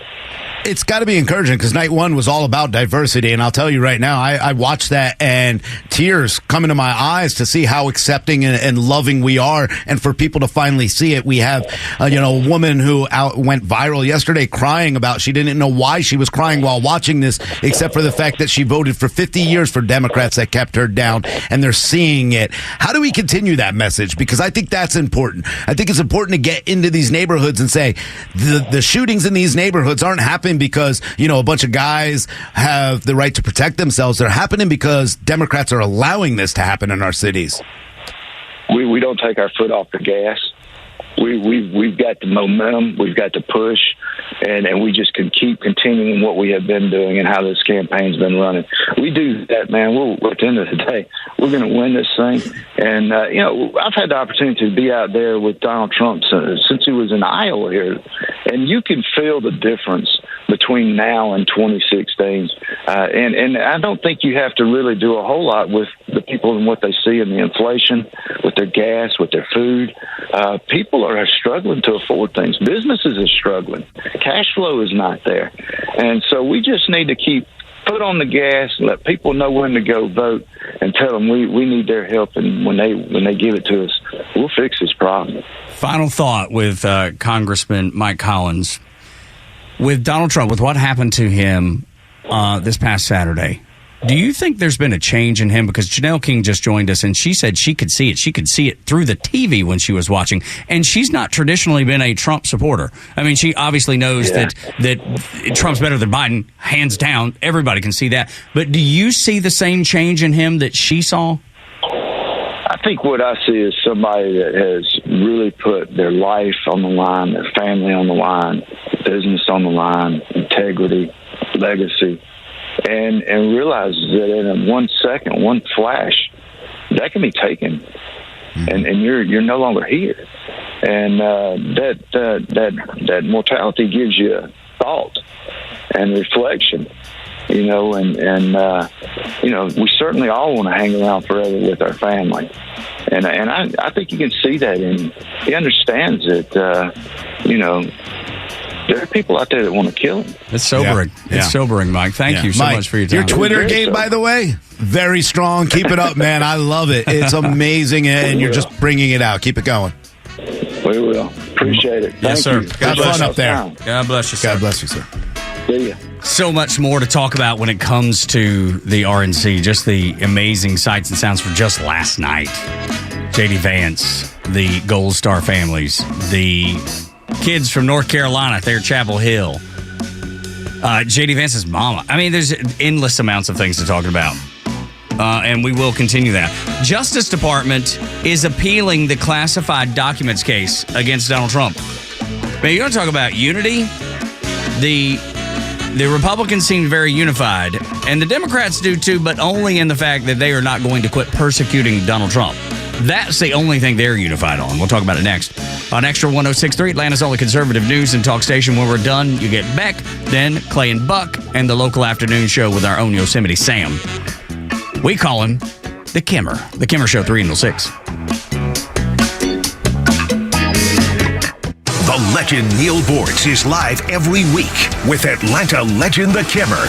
I love the fact that they're in this mess, and I can't imagine what they're going to do. Do you have any idea, Neil? What do you think? I mean, if Joe Biden really wanted to stick his finger in the eye of all of his detractors, instead of saying, I'm going to suspend my campaign, he would just say, I'm resigning effective noon tomorrow. Bortz and The Kimmer are only on Extra 106.3 and the Extra app. Hey, it's Tug from my friends, the Frost family of First Liberty Building and Loan. You hear about their family's company all the time here on Extra 106.3. First Liberty has helped hundreds of small businesses grow by saying yes when the big banks say no. On Wall Street, opportunities to earn big returns are everywhere. But for Main Street investors, those opportunities are hard to find. Until now. Our First Liberty notes are now open to qualified Main Street investors, paying interest rates of 8 to 13% while helping fuel the growth of small businesses right here in Georgia. With a few basic qualifications and with as little as $25,000, qualified Main Street investors just like you can earn an 8 to 13% interest rate. If this is you, they'd love to hear from you. Go to FirstLibertyGA.com and consider joining the First Liberty family today. That's FirstLibertyGA.com. FirstLibertyGA.com. First Liberty notes are not obligations of or guaranteed by any financial institution and are not secured by any collateral. They are not FDIC insured or guaranteed by any government agency. You could lose money. Purchasers must verify their SEC accredited investor status. Securities are not being offered in any jurisdiction in which it is unlawful. No one plans on going to jail, but when it happens, it's important that you know who to call. Call A Second Chance Bail Bonds, where we believe everyone deserves a second chance. Whether your loved one has been arrested in Cherokee, Clayton, or any of the other metro Atlanta counties in between, A Second Chance Bail Bonds works fast to help expedite release within hours. A Second Chance. It's better to know us and not need us than need us and not know us. Call A Second Chance 24/7 at 404-BAIL-OUT. That's 404-BAIL-OUT. Or online at atlbail.com. The future of business in Georgia is bright, and Georgia Power is a driving force behind the businesses and organizations that are vital to the growth of the state. Organizations like Georgia Tech. Hi, this is Jay Batt, Director of Athletics here at Georgia Tech. The Georgia Institute of Technology in itself is an incredible place. We've got this tremendous history of success. We've got incredible corporations that invest in college football. And for us, that's part of our winning formula. We've got incredible alignment on our campus. We've got incredible alignment from our president to our head coaches to our donors. We continue to invest in the fan experience here in Bobby Dodd. Everything from what happens in game, from the music to the in-game promotions, it's really an important part of what we do. And we really have tried to expand that game day experience thanks to our partnerships. I think our fans will see continued investment in that game day experience, so we're really excited to continue investing. To learn more about how Georgia Power is helping businesses big and small, visit GeorgiaPower.com and tune in all year to discover how they're powering the future of Georgia. As an official community partner of the Atlanta Braves and the Atlanta Braves Foundation, the Warrior Alliance connects warriors and their families to free services such as health and wellness, housing, employment, education, legal services, and so much more. We need your financial support to increase our impact and change thousands of lives for those who served in the U.S. Armed Forces. It takes more than just thank you for your service. Make a donation to help warriors navigate to success after service. Go to thewarrioralliance.org/donate and make a difference today. Hey Atlanta, it's Ben, host of the Weekend Ben Burnett Show, proudly brought to you by Peach State Pride. Each and every weekend, we bring you all the issues going on around the globe and what America's ultimate role is in order to drive our agenda forward as conservatives. And if you ever miss an episode, you can download everything I've ever done on Apple, Spotify, or you can go to the podcast park. See you around, Atlanta. True Prep on Cobb Parkway is your one-stop shop for emergency preparedness supplies, including freeze-dried food, water filtration, first aid, and more. They also have a large selection of firearms, including a huge selection of AR-15s, firearm accessories, and ammo at the lowest prices around. They are locally owned and operated. You can visit their store in Marietta on Cobb Parkway or online at trueprep.com. That's TRUprep.com. Prepare today for a worry-free tomorrow at True Prep. Did you know your life insurance is an asset you can sell? I'm Jay Jackson, CEO of Abacus Life. For almost 20 years, Abacus has been purchasing life insurance policies from seniors just like you. And at abacuspays.com, we've created a free policy value calculator so you can find out the worth of your policy in just seconds. There are no fees and no obligations. Get real value from your life insurance when you need it with Abacus. Learn more at abacuspays.com.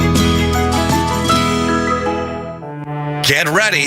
Diamonds Direct will forever change the way you shop for jewelry. With over 80 years experience in direct sourcing, Diamonds Direct is finally opening in Atlanta. Customers across the Southeast know Diamonds Direct for their unbeatable selection and prices, but return again and again because of their unparalleled customer experience. The experts at Diamonds Direct are your advocate in the dizzying world of diamonds, ensuring you are nothing shy of confident in your purchase. How do they do it? With the best selection, the best quality, and the best price. In fact, Diamonds Direct guarantees they won't just meet any local price, they'll beat it. So if you can dream it, Diamonds Direct can deliver it. Build your own engagement ring, tap into their custom design studio, or choose from hundreds of ready-to-wear styles. No other jeweler can maximize your budget like Diamonds Direct. Diamonds Direct, coming soon to Buckhead and ready to amaze Atlanta with the best selection, the best quality, the best price, and the best people guaranteed. Your voice, your vote. And this year it matters more than ever. So for the unbiased election coverage that affects your family and your community, trust the voices that matter when it matters the most. Xtra 1063 and the Xtra app. People keep saying the Democrats are not united. And in many ways they're not. But in one way, they definitely are. Tug, Rhino, and Los on the Morning Extra and Extra 1063. The app's best way to listen. Get that free wherever you download apps by searching for XTRA 1063 FM Atlanta. The one place, Rhino, that the Democrats are fully in lockstep, and this is to their own detriment. It's like cut your nose off despite your face, but yet they continue it. And that is appealing the ruling of the dismissal of the charges for classified documents, the raid at Mar-a-Lago. These people are lockstep. They still want to prosecute. So the U.S. Department of Justice is appealing that ruling. Yeah, they are trying to save face to make it seem like, oh, this is just real. Yeah, or this was real. They're trying to say that this judge, right, is playing partisan politics. Yeah. Wow. This is the game that they're trying to play. Wow. The fact of the matter is this man was appointed by the DOJ, weaponized against Donald Trump. Eileen Cannon saw it. Also, we have to take the immunity charges or the immunity case that the Supreme Court ruled on. We got to take that into consideration as well. The Justice Department's not going to let this go.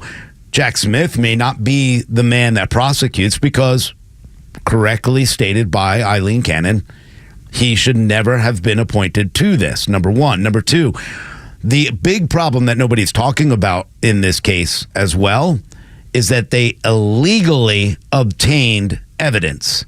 They illegally tampered with evidence. So they can appeal this. It will fall flat. Of course it will. They may, because I don't trust the justice system, and a lot of people do not trust the justice system right now, they may be able to get another shot, but they won't stop this until after they do what they need to do to try to demolish Donald J. Trump. And yet, the whole time, it's doing nothing more than energizing him, energizing the support he has, and showing undecided Americans, which I think they're very few, but there are a few undecided Americans, about who they're going to vote for in November. it does nothing but point those people to Trump because it's so clear what's happening. You've done everything you can. You've tried to put him in jail. You've tried to use lawfare. You've tried to do all these things. And at this point, there are even people taking shots at him. So you're doing all these things, and they're all failing. They're all falling short. And all you see, if you flip on the TV at night or you watch the Republican RNC, anyway, however you decide to watch it, you're seeing nothing but adoration, unity. Even Brian Kemp, dude. Brian Kemp and Donald Trump don't have the greatest of relationships. The politics have been brutal. And let me tell you, to see Brian Kemp up there and to say, I'm cautiously optimistic he's going to win this, because that's exactly the way I feel. Yeah. Cautiously optimistic. But he said we need to put our politics aside for the good of the party, for the good of the country. You're seeing more and more people that you thought would never, ever say anything good about Donald Trump, like Brian Kemp, like Nikki Haley, like people that he's ran against. He and Ron DeSantis, man, when they were in the middle of the primary, they were going at each other hard. And all of a sudden, now, they're all unified. And this continuation of the lawfare is going to do nothing more than continue to damage the Democrats and put Donald Trump in a better light. I think so. Absolutely 100%, because everything that people saw or everything that people believed, they're now seeing for their own eyes, because they're starting to look. They heard the rumors. They threw them off, especially the Democrats on their side. They wanted to go ahead and continue the narrative and push the narrative that the media and the administration has continued to lie about. And then they see a man almost die on their TV screen. And then they go, hold on, we got to look at this. There are too many questions. The Secret Service, now as this story continues to develop and we find out more and more information, boy, it sure looks bad. I'm not saying that there was anything that the administration, the White House, or anyone did. I'm not saying that there's a conspiracy theory that they tried to take him out. But there are a lot of questions that maybe people will start to look at and say, hey, I think maybe they did try to take him out, or they were complicit in not making sure he had the best protection. So people are going to start asking questions. Then they're going to look and go, well, let me look back at this. 34 felony counts, all of them BS. They were upgraded. Okay, I'm starting to investigate this. And I think people are starting to really jump on board this movement. And it was said so many times last night. I was so happy to hear that, especially since, you guys have, said and given me credit for being one of the first people to go, hey guys, this movement's coming. There's a movement coming. And it is. And I think that they energized it with their lawfare, Tug. All you need to do is sit back and say, well, take all the politics out. Mm-hmm. Take everything out of it and just merely look at your own situation. Can you say you were better under a Trump presidency or a Biden presidency? I think it boils down to that. It does. I don't think there's anything else that needs to be talked about, compromised, discussed, because at the end of the day, that's what really affects people, right? What did your pocketbook look like 4 years ago? Mm-hmm. What does it look like now? Yeah. Who do you think is in better shape to put you in the situation to be successful, to be able to afford the things that you would like to do? Most people are living paycheck to paycheck. Credit card debt is at an all-time high. Credit card defaults, as far as lack of payment, at an all-time high. Why? Because the situation that we are in economically, though the fat cats on Wall Street are blowing up and everything looks great, the economy, they say, is terrific. Main Street and Wall Street don't match. Were you better off then? Are you better off now? What do you think moving forward is going to put you in the best position to succeed? Our listeners know this, and I'm hoping that there are a bunch of listeners out there that are either in the middle or it might even be Democrats.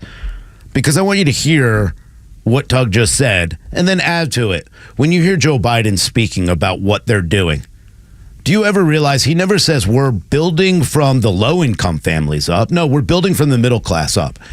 But then even the middle class, low-income families, we are affected more than anyone else when it comes to high prices, when it comes to gasoline, when it comes to the products that we need, the essentials every single day to take care of our family.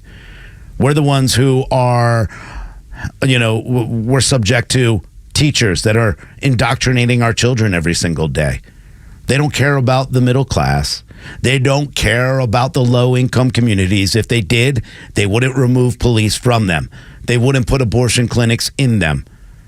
They are continuing down this path where they're going to weaponize a guy who's bringing the truth out, and people are starting to see the truth, and the movement is just underway, and you're starting to see it more and more every day. That's why when they look back, no one believes them anymore. The black community is moving over in droves. It's not going to be the entire. It's not a 97% anymore, and it's not going to be a 97% for Trump.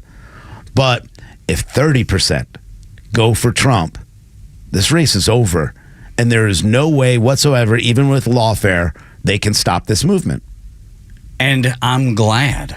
I'm so glad that people recognize what is going to help them, because when you're in a situation to be economically you're in a situation to benefit from a good economic environment, so you can do more with your money, you can save more, you can invest more. It not only does it benefit you, it benefits the entire country. Your investment into companies, your investment into anything will be so beneficial for this entire country and the actual economy that Donald Trump is going to put you in that situation so you are able to invest. You're able to invest in your community. You're able to invest in your future. Doesn't matter if your retirement, could be your kids, maybe a 529 plan. Those are the things that matter. And those are the things that actually build America.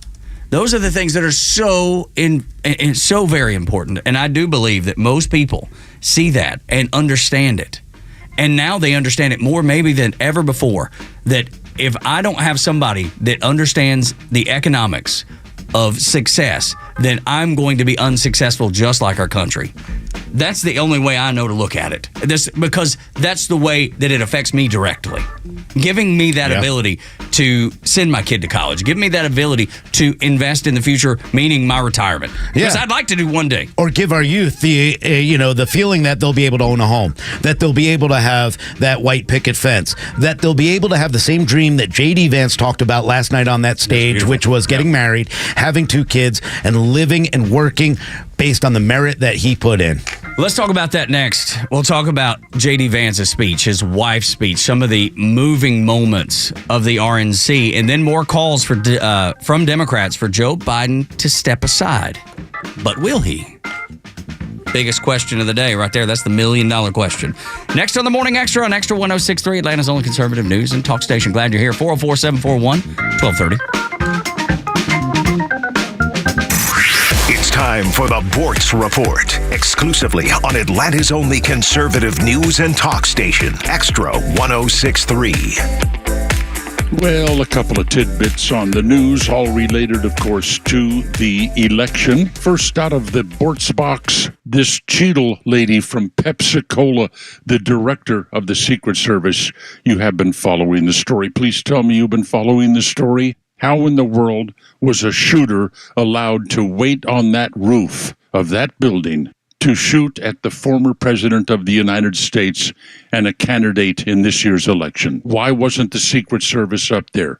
Because, says Director Cheadle, well, that roof was sloped and it would have been unsafe. And here's the kicker. So we decided to secure that building from the inside. Hey, we have to make sure there's not a shooter on that roof. But it's unsafe. It's sloped. So we'll do that from the inside. So all over the internet yesterday, you could see pictures of people working on sloped roofs. Roofers, painters, people sweeping off pine straw. But it was too dangerous for a Secret Service agent. That gal's got to go. She needs to go today. What's taking so long? People have lost confidence in the Secret Service. Not good.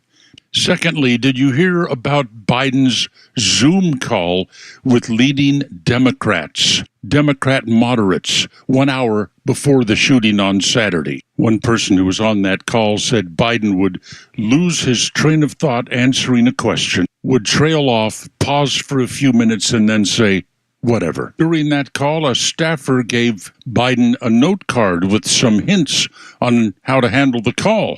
Instead, Biden read the note to the people on the call. Stay positive. You're sounding defensive. Not only is Cheadle going to be gone shortly, apparently so is Biden. Now he has COVID. His perfect excuse for getting out of the race. Let's watch. And folks, be ready for Kamala Harris. Neil Bortz, Extra 106.3. Looking for bold discussions on vital issues? Tune in to The Janelle King Show every Saturday at 3 p.m. with an encore episode every Sunday at 9 a.m. right here on Extra 106.3, where we dive into kitchen table topics that are essential for a strong republic. Don't miss an episode, but if you do, it's all good because we have new podcasts that drop every Tuesday on the Podcast Park or wherever you get your podcasts. Don't miss out on these thought-provoking conversations. Atlanta's only conservative news and talk station, Extra 106.3 FM. Democracy 2024. Ohio Senator J.D. Vance addressing an RNC crowd. Mr. Chairman, I stand here humbled, and I'm overwhelmed with gratitude to say I officially accept your nomination to be Vice President of the United States of America. Speaking about being raised by his grandmother while his mother battled addiction, paying tribute to his mother who was in the crowd, telling folks she's 10 years sober, and calling the evening a night of hope, also reflecting on the attempt on former President Trump's life. What did he call us to do for our country? To fight for America. Even in his most perilous moment, we were on his mind. His instinct was for us, for our country, to call us to something higher, to something greater. Telling fellow Republicans he believes the party is united to win. From the RNC in Milwaukee, Kristen Goodwin, Fox News. WFOM and W292EV Marietta, a Dickey broadcasting station. The 8 a.m. hour is brought to you by Central Heating and Air. From hillbilly elegy to vice presidential nominee, I'm Dave Anthony, Fox News. I pledge to every American, no matter your party, I will give you everything I have. J.D. Vance accepting the nomination to be the Trump running mate. Together, we will put the citizens of America first. And Senator J.D. Vance praised the former president, who will speak tonight to close out the Republican convention. They said he was a tyrant. They said he must be stopped at all costs. But how did he respond? He called for national unity. Also speaking last night, family members of the 13 U.S. Marines killed in a terrorist bombing during the chaotic American troop withdrawal from Afghanistan in 2021. Alicia Lopez's son, Hunter, among them. We have another son serving in the Army, and we do not trust Joe Biden with his life. Now to the Trump assassination attempt. The gunman posted on a gaming site days before that July 13th will be his premiere. Watch as it unfolds. Fox's Jonathan Sarria reports from Butler, Pennsylvania. Sources with knowledge of a briefing for senators say Crooks was identified as a suspicious person of interest at 5:10 that afternoon, more than an hour before the shooting. And that's upsetting lawmakers even more. We had a call yesterday. It was worthless. It didn't tell us anything. Republican Congressman Michael Waltz tells Fox they had to subpoena the Secret Service director to testify on Monday. What the hell is going on? She should have been the first person to stand in front of the country and assure us to say, we're going to get to the bottom of this. President Biden's recovering from COVID in Delaware. Fox's Peter Ducey reports. There are meetings that he had a week ago that are just starting to leak out now. Nancy Pelosi privately told Biden in a recent conversation that polling shows that the president cannot defeat Trump. And again, Peter Ducey from Delaware.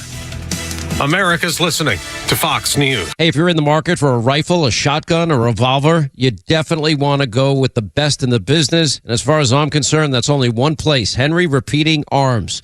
You're going to be amazed by the quality craftsmanship, the buttery smooth action. It makes them a pleasure to shoot. Every one of my Henrys accurate right out of the box. They've all been reliable ever since. Now, the best way to learn about Henry's 200 models, just go to their website. It's one word, henryusa.com. You'll get a free catalog. They'll send you free decals, a list of dealers where you are, and they have a great newsletter as well. And they showcase their made-in-America firearms. Now, Henry's are backed by a lifetime warranty, 100% satisfaction. Made in America, not made at all. That simple. And if you have questions, you can call their award-winning customer service department. Speak with an expert that will help you. Make sure you go to henryusa.com, get your free catalog, free decals, a list of dealers where you are. henryusa.com, a great American company. It took 100 years, but finally there's a conservative voice you can trust. Atlanta's only conservative news and talk station, Extra 106.3. Tug, Rhino, and Los on the Morning Extra, coming off another extraordinary night in Milwaukee from the Republican National Convention. It was spectacular. It couldn't be better. In my opinion, I don't think it could be. There's nothing that I can think of that would have made it better to this point, and it will get better when Donald Trump speaks tomorrow night. But I mean, up until this point, I can't think of anything that I expected to be there that I didn't see, or anything that they've put up there that I was just like, wait, what is this again? I mean, everything has been to a T, nearly perfect. And there's very rare that there's anything perfect in the world. I mean, from the North Carolina, Chapel Hill kids that came out rocking the American flag, the boys that defended the American flag during the protest on the campus at UNC up in Chapel Hill, to the veteran, the World War II veteran, Sergeant William Perkle. I was blown away by this moment. Now, it wasn't the most moving moment for me. Mm-hmm. It was almost the most entertaining, the most heartfelt moment, because the most moving moment we'll get to in a moment, when a Gold Star family came on stage and talked about the silence that they've heard since the passing of their son. He was one of the 13 that died in Afghanistan. But I want you to hear from D-Day veteran, Sergeant William Perkle, what he says to Donald Trump. And President Trump, back as Commander-in-Chief, I would go back to re-enlist today. And I would storm whatever beach my country needs me to. 98 years old, boys and girls. One of the few left. Yeah, I'm looking forward to Trump speaking tonight. Me too. I am looking forward to hearing the difference in Donald Trump from when he got shot to today, because I think it's going to be a unity speech. I think it's going to be a strong speech, and I don't think he'll go away from that. I think he'll stick to that, and I hope it stays that way. But they're bringing up real Americans every single day. They brought up on day one just such a diverse group of people, who, a lot of them Democrats, who never thought they'd be in that position. They bring up the people who matter, like that 98-year-old man. And God, man, I loved his dance. I love that he put his fist up. Yeah. He was loving every minute of the attention he deserved. And deserved. That's exactly right. And deserved. It was fascinating to see him, to have that little bit of fire in his belly still. You could tell that he was part of the greatest generation that we've ever seen and may ever see again. Look, Vivek Ramaswamy says Gen Z is the next great generation. They will save America the way that the greatest generation, the greatest generation did in World War II. And I think he's probably right about that. I certainly hope he's right. I certainly trust in what Vivek Ramaswamy says, and I think he's wise, well beyond his years. But it shows that youth that we've talked about so much, the need for that youth, and that's not what the Democrats are looking at. That's not what they're still in chaos. They still have the oldest person that is out there almost as the leader of their party. Will he remain that? That's yet to be seen. But the youth of the Republican Party is so encouraging. They're so encouraging because they care about America. They care about being the constituents, and they are the people. And that's what I love about what's happening right now. There are always going to be divisive figures in each party. But when you look at what's going on in the RNC, the change, the love, the peace, I mean, this is about peace and prosperity. That's what this has been about for the past 3 days, and I expect it to continue today. And then you look on the other side. There's only one other side. Are they going to bring up the pro-terrorist groups that call for the genocide of Jews? Are they going to allow... give them a platform? Are they going to give them a platform? Because they've already given... How many elected officials have called for the genocide of Jews by chanting from the river to the sea? I can name them. They are the pro-terrorist squad. That's what they should be called. So I love the fact that we have this unity. I love this fact that we're talking about all people and we're having them on stage throughout this entire week. It's been amazing. And I hope it stays that way. And I think it will. And I want to go back to what you were talking about, the evolution of Donald Trump since the shooting and to now redoing the speech. I think the evolution actually started a while back. And as we discussed on the show, this is just like almost like the final stage of it. You know what I mean? It's because like the when they call like a remake or when they make over someone and they like start the makeover and then they do the reveal. That's right. Absolutely. This is the reveal. I think you're right. That's a great analogy because it's been a process. He's been so restrained in what he said, which is appealing to suburban women, which he needs to. The fact that he didn't lose his mind when he had the gag order, he was really smart and wise and tactfully smart in the way he delivered the things that he wanted to say but couldn't. So he took other people's words and used them against the judge and just the weaponized lawfare that was going on against him. So there's that part of it. When Joe Biden, after the debate, was melting down and everything was at a fever pitch for him to step down, Donald Trump didn't say a word. And that was the smartest thing he could have done. Be quiet. So it's back to your point of the evolution, but this is just the reveal, as you said. Yeah, I think, obviously he has... I don't even know if there's really a evolution of him or the truth is coming out. And the media is starting to fall off of their anti-Trump rhetoric, although they haven't fallen that far. Yeah, but enough, right? Maybe the tiniest bit. Because now they're focused on the fact that we have somebody in office, the White House has lied to you, the media has lied to you, and they're starting to get caught, and they're all scrambling because Joe Biden is not mentally fit to be the president of the United States. This isn't about age. And I don't know, I think it might have been J.D. Vance who said it yesterday, or it may have been someone else, and I don't even know. This has nothing to do with the age of Joe Biden or the brain. Oh, it was Newt Gingrich. Beautiful, beautiful speech, by the way, Newt Gingrich. And I'm surprised we're not talking more about Newt Gingrich this morning. But what he said is, this isn't about Biden's brain. This is about Biden's policies. That's what this is about, and that's what the RNC's been about.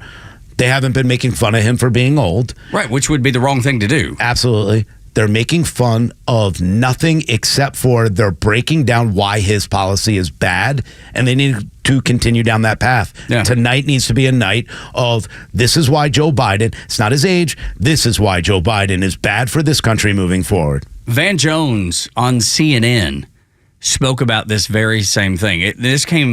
This cut came after the announcement that Joe Biden had COVID. Listen to what he said, and he's exactly right. It summarizes everything that we've just been discussing. A bullet couldn't stop Trump. A virus just stopped Biden. You got the nominees of this party getting their butts kissed. Biden's getting his butt kicked by his own party. Dude. The Democrats are coming apart. The Republicans are coming together. I mean, you couldn't put that in a campaign ad better.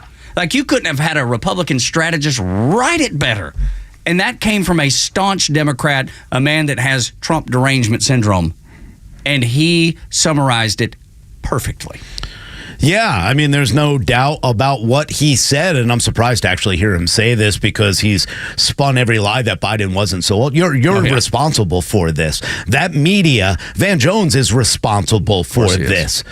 They have made him look to be this really good guy who's right there, sharp with it, blah, blah, blah. And it all came crumbling because of you, Van Jones, because of CNN, because of MSNBC and the lies that they tell so much they had to remove their own morning show because they were afraid of the division and lies that they would continue to spread. That's what we're witnessing every single day with the media and the White House. The White House continues to lie every single day. And right now, yes, Joe Biden is sick, and I wish him well, and I pray for Joe every day, #pray for Joe, because I want him in this race. I want him to be able to continue to go because I want to expose the lies of the Democrats, and I want to continue to watch them scramble. He's right. What a bad message it is, and I think yesterday you saw it. I text out because we got sent in a group text the picture of Joe Biden coming out after beating COVID with the pride flag behind him, and I put it up. I mean, these are the things that Americans see every single day. Donald Trump came out with a strong message after being shot, and Joe Biden is now hiding from the NCAAP and for, who was he supposed to speak to in Las Vegas? It was about, I guess it was just a general campaign. I think it's a campaign fundraiser. He didn't show up for you again. Yeah. He didn't show up for you again because he has a cold. And it's so funny because we don't have to play the audio here, but there was a point where the reporter's talking about him and the fact that he's got COVID and she's bumbling and stumbling around a little bit, and I couldn't help for the life of me going, well, wait a minute, where are the people yelling about him not having a mask on? He is contagious right now. He could take people out. He could take, because of all the crazy COVID hysteria. Right. Knowing that that's not the case, and he's got 500 boosters. I mean, so he should be good to go. Oh, yeah. Turns out he's got 500 boosters, and he's still got COVID. So the echoes of the past are coming back to haunt Joe Biden as we speak. All of the fabrications, all of the taking the truth and pulling it down from social media, censoring people that had questions, is now biting them in the butt so hard that Van Jones had to come out on national television and say the Democrats are falling apart. Yeah, I mean, and Van Jones is 100% right. They are falling apart. He does look weak. And that's a problem. See, I know that all these memes are funny. I know they seem like really mean, but a lot of these memes are being shared by Democrats. They're seeing these memes, and whether or not they're going to continue to defend, Joe's one of them. But what that is doing is it's really waking people up to say, hold on one second. God, man, I've been defending this guy. Donald Trump took a bullet, stood up after taking a bullet. They didn't come bring in a stretcher. They didn't come having they took him off, and they almost had to force him off that stage. And Joe Biden had a hard time walking up the actual stairs once again. That visual alone is making Democrats look and say, oh my gosh, we are going to get destroyed in this race, which should be a concern. Oh, it is. And it is because even Adam Schiff buddy, came out and said he's got to go. Nancy Pelosi, Chuck Schumer. Pelosi's not said it out loud, though. Oh, she's doing it all behind the scenes. She said there's reports that she did say it, but yes, you're right, behind the scenes. Yeah, that's right. She's but pushing. It's coming. Because Chuck Schumer said it. Chuck Schumer said Chuck Schumer put it out there. Hakeem that Jeffries, everybody. Yeah, there's no doubt. I don't believe it is, but I don't think Joe Biden's stepping down. Now, if he does, if something happens, obviously then yes. But just to step down, Joe Biden's not stepping down. Yeah, I don't think Joe Biden will step down. I think he'll be forced out. I don't think they can't force him out. And what I said, and I'll stick with it from the beginning, and we'll see. But from the beginning, I said he will not be the nominee come that day. And I still believe that. I think he will be. You think he will be? I do, yeah. Okay. I don't think he will be, and only because there are so many things that'll take him out. There's either the fact that 65% of people polled now don't want him running. That's all Democrats. All correct. Also, now everybody's turned on him inside his own party. That's correct. And he already put out the excuse that he's sick. So there are three things that are going to happen. Either he's going to be too sick and it's going to be medically retired. They're going to push him out. Or I don't think he's going to step aside. You're 100% right. No, he's not stepping aside. There's no way.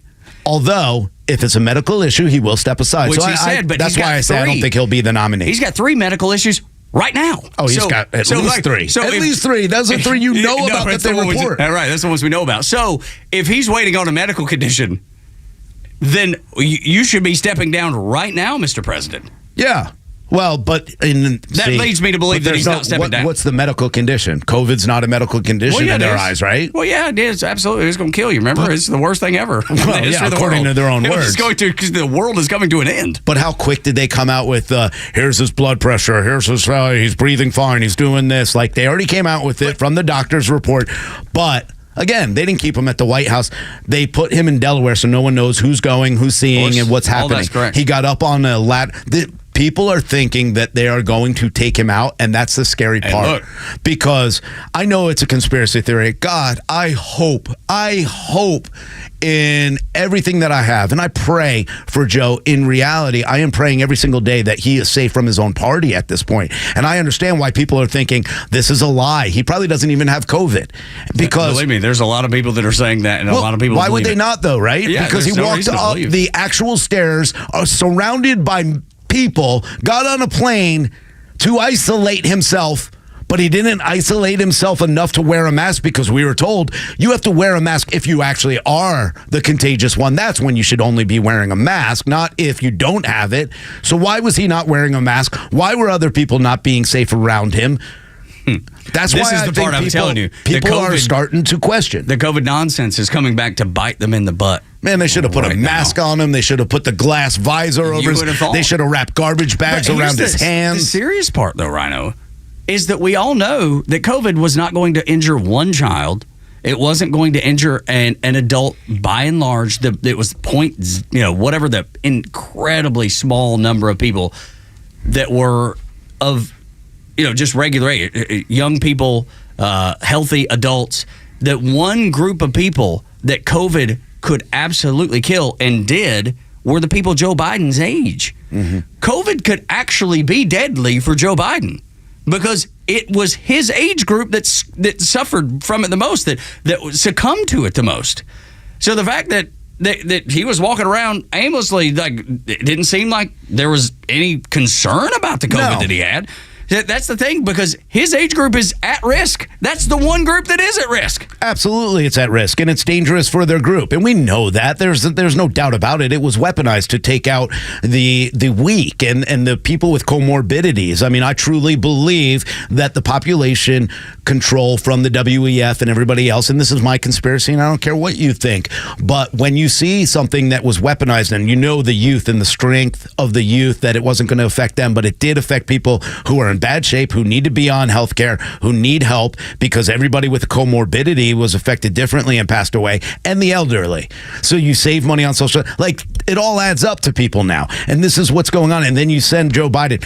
What did you think, by the way? And this is where I think Democrats are so ridiculous. They make so many stupid mistakes. What do you think about the staffer going ahead and tweeting out, "I'm sick"? Oh yeah, so dumb. So dumb. It's the dumbest thing. It's like what's the worst thing you could tweet out? That was it. Especially coming off him saying, if I had a medical condition, I would step down. I mean, I retweeted it yesterday, and I said, isn't it funny that we know that this man doesn't even tweet from his own account, that it's a campaign staffer? He says on BET early in the day, if he has a medical condition or a doctor tells him he needs to step aside, he will. And the same day, they put out, "I'm sick," and it's a staffer who puts it out. If it doesn't look like they're turning on him, his own handler for his Twitter account set him up yesterday, and this is why people believe the Democrats are dangerous to Joe Biden and his life right now. Morning Xtra and Xtra 106.3. Let's continue this conversation, because there's so much more to get into with the RNC, some of J.D. Vance, some of the most moving moments of the night. And 2/3 of Democrats do not want Biden to run, but it doesn't matter. Next up.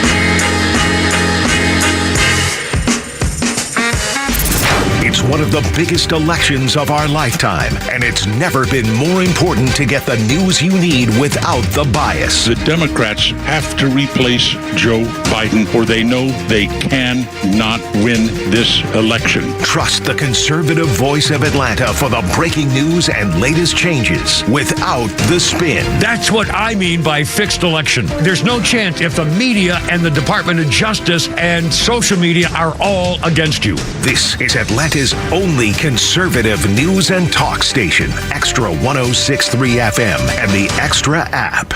I enjoy a good night's sleep, and I like to breathe while I'm sleeping. My wife appreciates that too. That's why I wear a CPAP. You want the right machine. You want expert advice. You want all the supplies that go with it. You get it all at CPAPs, etc. in Alpharetta. Machines, masks, tubing, filters, cleaning supplies, all of it, and they ship nationwide. Walk-ins, by the way, are welcome. CPAPs, etc. Alpharetta, CPAPsetc.com. SalmonBrothersJewelers.com. Who says you have to wait until December to celebrate Christmas? Hi, I'm Jaron Solomon. Right now at Solomon Brothers Jewelers, we're celebrating Christmas in July in all of our locations in Buckhead, Alpharetta, and Sharpsburg. Stop in today and enjoy our 12 days of deals on everything in our stores. Surprise your special someone with a beautiful diamond tennis bracelet, earrings, ring, or necklace. And to make your purchase even easier, Solomon Brothers Jewelers is offering up to 60 months interest-free financing. That's 5 years to pay for that special gift, interest-free. And while you're at it, why not break out the tree, string up the lights, and pour yourself some eggnog? Make this a Christmas to remember with our 12 days of deals. Don't wait until December. Find some of the biggest savings of the year at Solomon Brothers Jewelers during our Christmas in July event. Visit us on Peachtree Road in Buckhead, Old Milton Parkway in Alpharetta, and Fisher Road in Sharpsburg, and online at SolomonBrothers.com. Solomon Brothers Jewelers, now the preferred jeweler of the Atlanta Braves. Join the Atlanta Braves for a 2025 All-Star Game leadoff celebration at Truist Park on July 22nd. Arrive early for the pregame parade in the Battery Atlanta, featuring former Atlanta Braves All-Stars, and then a special on-field presentation featuring the introduction of the All-Star ambassadors, parachuters, and the unveiling of the 2025 All-Star logo. Visit Braves.com/All-Star Game for all of the details and to secure your tickets. Atlanta Braves Baseball, we are Braves country. Tax season can be stressful, but it's also a wake-up call. It's time to think beyond April and plan for your future. At Master Plan Retirement Consultants, we're not just advisors, we're your partners in building a secure retirement.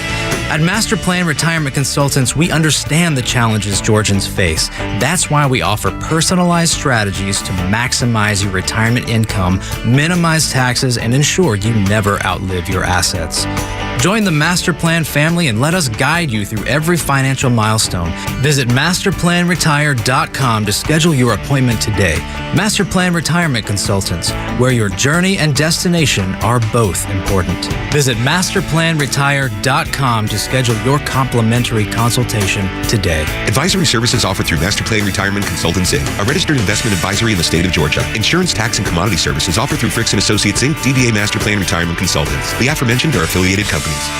When you're leaving the house, do you plead with your garage door? Please open, please open. Hi, I'm Dan Watkins, owner of All Four Seasons Garage and Entry Doors. Let us take that anxiety away with one quick call. Our highly trained technicians will get to the bottom of your garage door issues. It could be a simple repair, a malfunctioning opener, or maybe just needs a tune-up. But if it's time for your garage door to be replaced, we'll make that easy too with upfront pricing and free estimates. When trust matters, trust us. All the number 4 Seasons Garages.com. It's Lee Come Key. Welcome back to the Lee Come Key request line. Ready for something with a kick that's still smooth? Talk about a hot time at dinner time. Crisscross. This is America's #1 spicy mayo and non-GMO verified sriracha. It's the Sriracha Slide coming at you from Lee Come Key. Turn it out. Sriracha Slide on over to srirachalove.com to check it out. Sriracha real smooth. Start your day with live and local conservative talk with Tug, Rhino, and Carlos Medina on the Morning Extra on Extra 106.3. I've got to where I try not to eat as much junk food. It's just, it's good for you. It's better for you. I'm not saying my diet's perfect because it's not. But, I don't like eating a bunch of junk food, and I really, really focus on not doing it. And it's difficult. Anybody that struggles with it, like I do, man, I love potato chips. I love just terrible food for me. I am so fat. Yeah, me too. I am so fat. Too. And I'm so depressed about the fact that you open a bag of chips and I'm like a dog. I hear it. I come running. Ears perk up. Yeah. I wag my butt a little and let me have a chip. Let me have a chip. Let me have a chip. I don't, Bacon. I feel like they did this to me on purpose, and I'm sure they have. They put in the ingredients that keep me there. I mean, Lay's tells you can't just eat one. I can eat a bag. One bag. Yeah, absolutely I can. You're depressing me now. Last night, we're running, crazy late. My son's playing in Gainesville. It's an hour drive. And we had to leave as soon as my wife got home from work. And we jumped in the car, and I was like, "We're just have to get something quick." And I was thinking, I don't know what I was thinking, but it wasn't McDonald's, and that's where we ended up. It was the only thing that we ran into. Was freaking McDonald's. It's the worst, man. It's so good. And did you get the McNuggets? No. Dude, I feel so bad every time I eat McDonald's, but I don't stop. That's the problem, right? When we were eating, because I begged him, I was like, Laura, let's just circle around and we'll go anywhere. I just don't want to go to McDonald's anywhere. And she was like, we don't have time. It's just the McDonald's is fine. Come on, let's just go there. And I was like, oh, I finally gave in. It was okay. And when you're eating it, it's fine, right? It tastes fine. 5 minutes after you're done eating it, you feel like, damn it. That's what I felt like. I mean, felt awful. And even later in the evening, I was it doesn't work well with my system anymore. Yeah. There's a dude down in Florida who was arrested for locking himself in a Walgreens bathroom. For 5 hours. 5 hours until they closed. And then he helped himself to a bunch of junk food, candy, a pack of cigarettes. I got the police cam audio when they arrested Christopher Morgan. Listen to this. What time is it? Probably 11 o'clock. But he did just grab a pack of smokes. So right there? Yeah. Is there anybody else in there? I don't think so. I don't know. I came in to use the bathroom. Yeah, that was his claim. He just came in to use the bathroom, unaware what else was going on, had no idea that the store had closed and that they had locked him in. Dude, what kind of crazy are you to stay in a bathroom for 5 hours and then go eat 8 pounds of beef jerky? Dude was on some drugs. He had to be. That was my thought. Yeah, but he didn't sound like he was intoxicated. Did you? He did to you? I mean, he was probably high as can be. Maybe doing some other drugs. Listen, there are some things that happen, and I'm not going to say names. I know 2 gentlemen who decided to go to a place called US Play that was up in Kennesaw. They might have changed the name now, and it's a big arcade / bowling alley / everything. And they really enjoyed that game with Jurassic Park, and you sit inside of it, and you shoot things, and you drive around and like do this. And the 2 of them were so like hopped up on drugs that they were enjoying themselves playing. They shut the entire arcade, never saw them in there as they were just kind of like, let's take a nap and we'll play again. And they woke up and called the police and said, they locked us in. And they were stuck in there. And luckily the police came and they were like, look, in all honesty, we were tired. We fell asleep. They had a good excuse for it, but, these things happen. But they were on drugs. I mean, that's what happens when you do drugs. There's no way this guy wasn't on drugs. Yeah. No way. Either that or you just can you imagine not having any friends? Like, you're so lonely that you're I can go sit in this bathroom for 5 hours, and then I'll just have me a self party. I'll have me that's kind of fun. A party of one. I'm just going to raid. I'm going to eat so many Cheetos and Doritos and Fritos. Smoke some Marlboros. Smoke some freaking cowboy killers. Let's go. I'm going to drink energy drinks and turn cartwheels, or try to, in the aisles. They got beer in Walgreens. Yeah, that's right. He's either got that or a really annoying wife at home that just drives him nuts, and he's like, dude, I got to find space where it's quiet and no one will bother me. I can get snacks and smoke and do all the things she won't let me do. Honey! Where are you? He dealt every single day with a woman who was like, stop, put down the chips, you're getting fat. No, you can't smoke, you're going to die. Blah, blah, blah, blah, blah, blah. And he's like, I got to get out of here. Like, I would rather sit in the Walgreens bathroom 5 hours. Listen to this. Yeah. He doesn't have a good girl like I do that tells me, hey, listen, I love you so much. I don't want you to have a heart attack. I want you to be here. I don't want to be a widow. I don't want you to pass away. Please stop eating bad stuff at night. Eat it. Exercise, do things, take the stairs. Like, that's always nice. But sometimes I'm like, she don't know I'm about to sneak a Taco Bell. Shut up. She don't know I'm about to sneak a Taco Bell. That's good. Get my Baja Blast. Pour a little vodka in some vodka. Eat all these. Listen, I'm going to eat these 2 chicken quesadillas, these 2. This is my order, by the way. You want to know what my order is? I've been dying. All right. I've actually, calmed down a little bit because the chalupa's not the same, so I stopped getting that. But I get 2 quesadillas now. The chicken quesadilla is so good. I love those. Then I get 3 soft tacos and an order of chips and cheese. And, of course, I get the large drink so that I can drink a little. And chips when I get and home, cheese is a horrible deal. I know, $2.99 now for that crap. It's insane. Inflation. And it comes with like 5 chips. Yeah. And barely enough cheese. You run your finger around the bottom it's of it. one of the tiny ramekins. So crazy. Oh, and then when they give you a ramekin that has like even less by accident, like it's like only a half full, and you're like, dude, seriously, it's already not enough, and then you give me a half It's full. enough for 1 chip. Hold up, they give you a what now? They only give you sometimes they only pour a little bit in, and it's full. Okay, so got it's it. a The little 2-ounce container. cup. They Yeah, only yeah. put 1 ounces of it in, and I'm like, highway I can't robbery. eat these 6 chips with just 1 ounce. Seriously. But every once in a while, the one by me, they fill that thing up. That's good. Well, good. And there's only enough chips, so the rest of that cheese gets put on my pinky finger and That's then right. sucked off my finger. Oh, yeah. I told you I'm fat. I don't care. That was a foul image. Literally, Placed in my sometimes head. I'm worried if I get cut, I'll just bleed yellow cheese. Right, like a cartoon. Yeah. I love it. I just stop eating. I can't stop eating. I just saw a picture of Christopher Morgan. He looks like the most regular dude in the world. He has to be high. There has to be some sort of drug. You have to be right about that. Tostitos and chips, Reese's, Ghirardelli chocolate, Dr. Peppers, and a pack of Newports. That was. You know what? The guy's got good. Look, I like all of it. Sounds awesome. Yeah, it's a really good lineup. Hell, I don't know Good why we don't. lineup. I love those Reese's Pieces. Let's go see if we can just sit in a. What a great lineup. We'd have to. Do you think we could space out enough that they wouldn't see all of our feet down the? Yeah. Could we attempt this? We could all pull this hide in off? the same bathroom, right? Stand on the toilet, hold each other. 5 hours. Hang on. No. Right. I don't know about that. You saying the same stall? No. No, it's one. Walgreens Yeah, doesn't the have one big- multiple bathrooms. They have the single. Joe, we need to test person this out. bathroom. You know what? We need you to head down to a Walgreens or CVS, which one? CVS try even this. still around. I don't even. There's a think they're handful around. of them. Yeah. Go to Walgreens and try this. I get claustrophobic. And I just want you to I light. feel trapped in I that want you to bathroom. light a Newport while in the bathroom, but do it that'll during set off business the fire hours. alarm though, and then you're out. Nah, That's not gonna work. Let's see how long you can hide in the bathroom. What a mess. What a mess. Until some old man who's trying to pick up his prescription has to go, and he's just banging. Get out of the bathroom! My prostate's killing me. Get out! I got COVID. I got COVID. Mine's enlarged, so let's not make prostate jokes. Oh no! Joe said he'll check it. I just saw his fingers go up. What was that about? No, thank you. I've already had it checked. No, thank you. He played a doctor on TV once, That's what I'm afraid of. or he played doctor once. I couldn't remember what he said.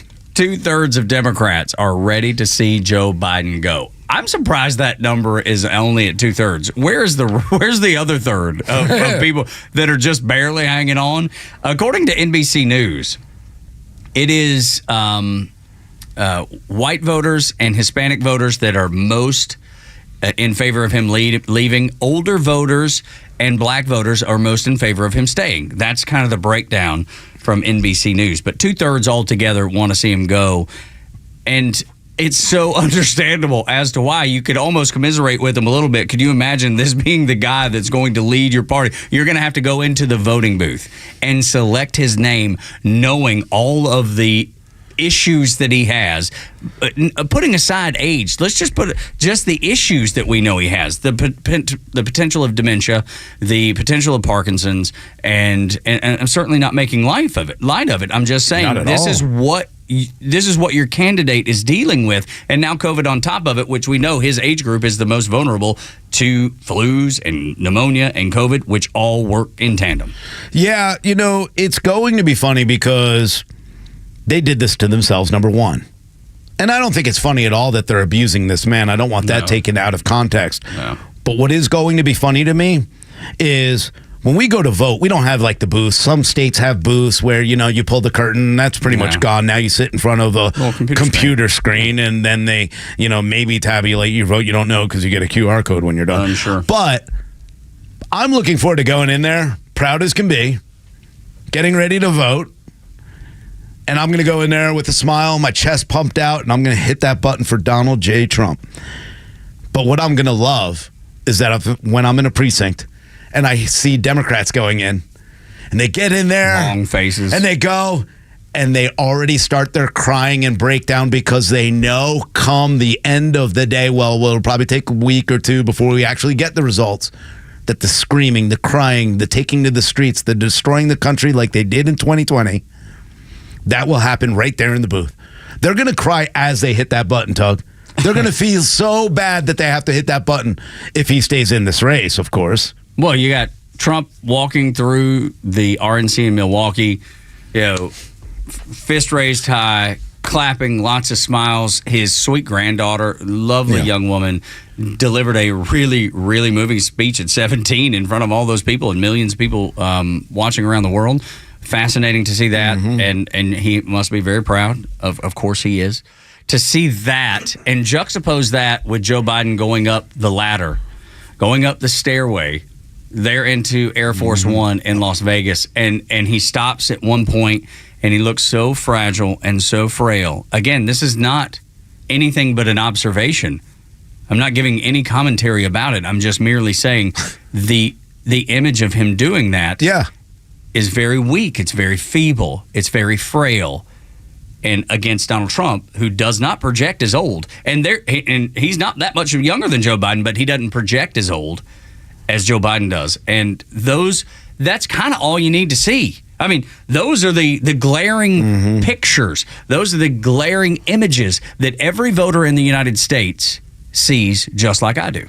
Yeah. Okay. So they said, report here that Pelosi told Biden he can't win. Okay, so maybe she said she would do it privately. She's not willing to do it out loud. So maybe she has already done that privately. And I think so. Good.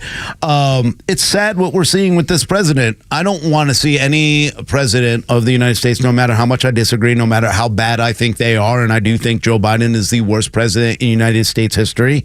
I never want to see somebody look weak like that, and that's the sad part. Because and you're right. It's bad for America. It's not bad just for the America. Democrats. It's bad for all of us. It is, because again, 13 service members that he refuses to recognize, refuses to say their name.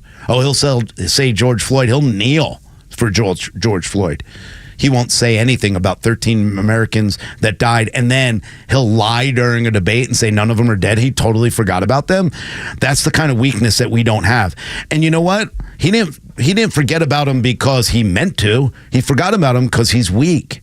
He forgot him, and maybe he did mean to, and I'm not going to say he didn't, but I'm going to say it's because he's weak, because his mind's not there. Okay, good. I'm glad you don't either. I don't think he meant to leave them out. I don't think he can't comprehend what's going on. Dude, if you have dementia and you've been around people with dementia, you know the things that they know well that they're not able to articulate, they're not able to talk about, or they've forgotten.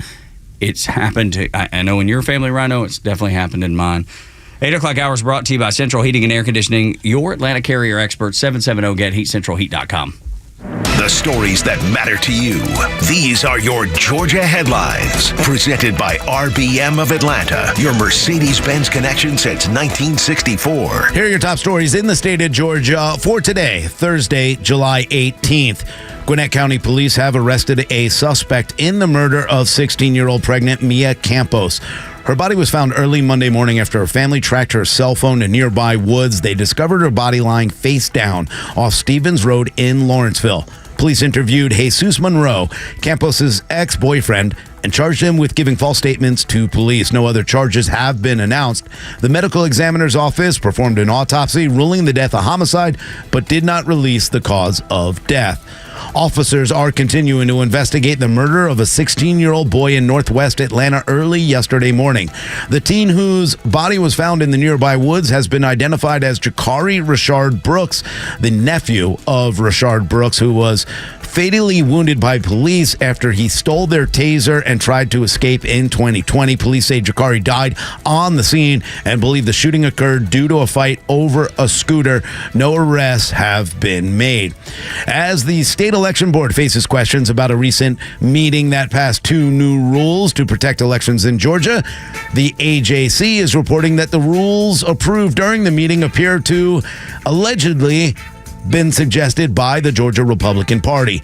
Documents obtained by the AJC again allegedly show that Georgia GOP Chairman Josh McCoon sent text messages to board member Rick Jafaris several days before the meeting and shared talking points. Although McCoon refused to comment to the AJC, he will be joining the Morning Extra coming up at 9:25 to discuss the entire matter.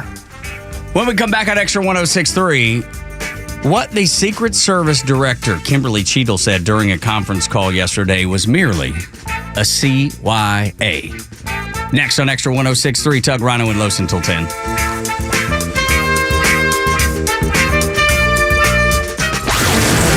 Atlanta radio legends, proud military vets, national network experts are all on Extra 106.3. It's going to be an interesting couple of months. With live and local shows in the morning and afternoon, and the biggest conservative hosts in the country throughout the day, we are always here with the latest news and opinions you need. There's no chance if the media and the Department of Justice and social media are all against you. No traffic interruptions, no former shock jocks, just Atlanta legends you've turned to for a generation. The conservative voice of Atlanta. Extra 106.3 FM and the Extra app.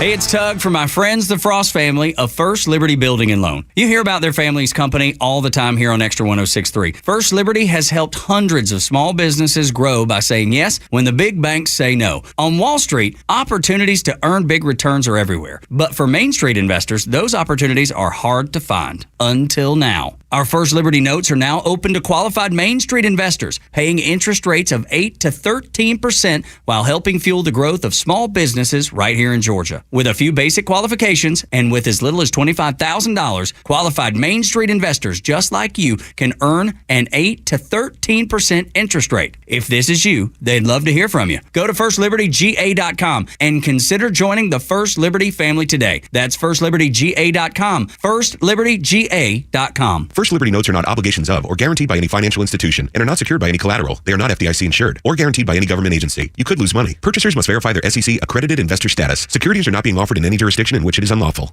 My name is Pamela Conley. I've worked for Bruce Hagen for 22 years. It's been the best years of my life, and not everyone can say that about their jobs. I'm the intake specialist for new clients, so I am the voice you hear when you call our office and the first face you see when you come by. I love sharing my years of experience with people and alongside Bruce, helping them through what is so often a really hard time. My name is Pamela Conley, and I work for Bruce Hagen. Let him work for you. Hagen-law.com.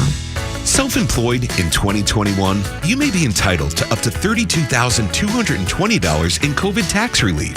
At smartSETC.com, our ex-IRS auditors leverage credentialed knowledge to help you understand your claim with no upfront costs. Don't miss out on this opportunity to maximize the claim you're entitled to. Take our short eligibility quiz at smartSETC.com now. That's smartSETC.com.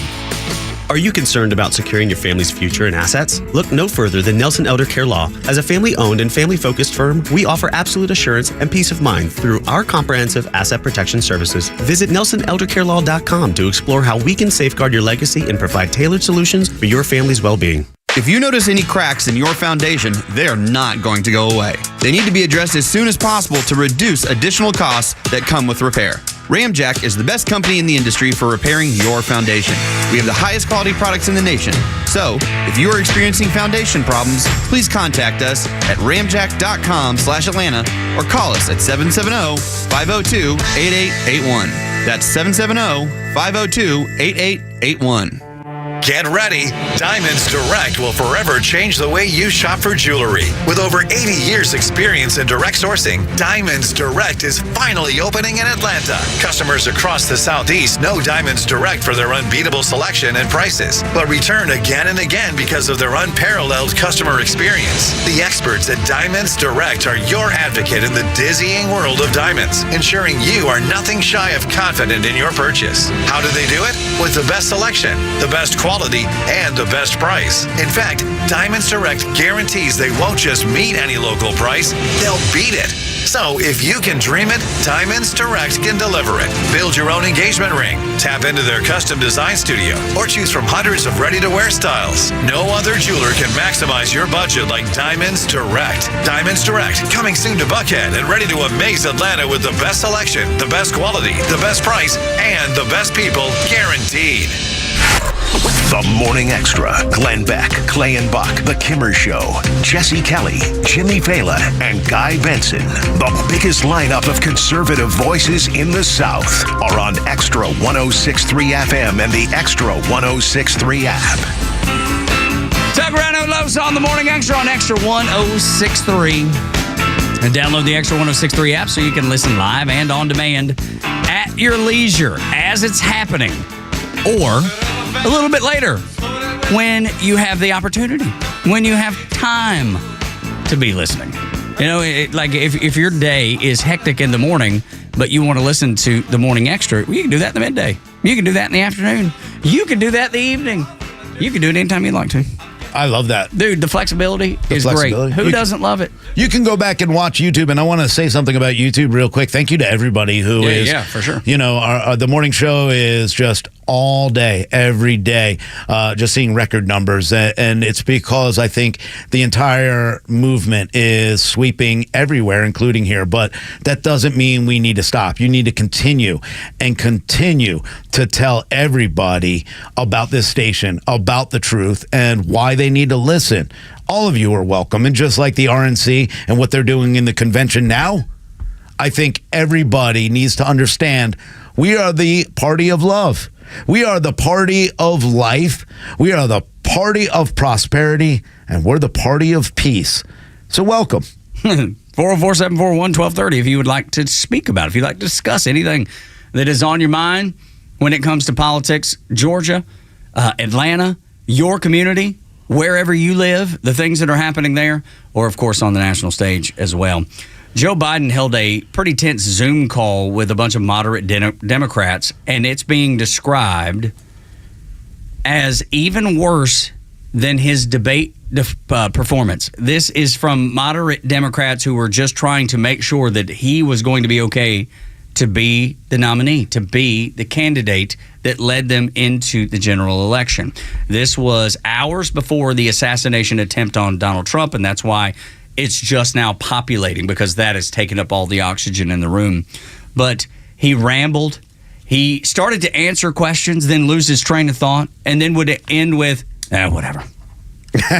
and so people are obviously very concerned. He called Lloyd Austin a black guy. Yeah. I hired a black guy.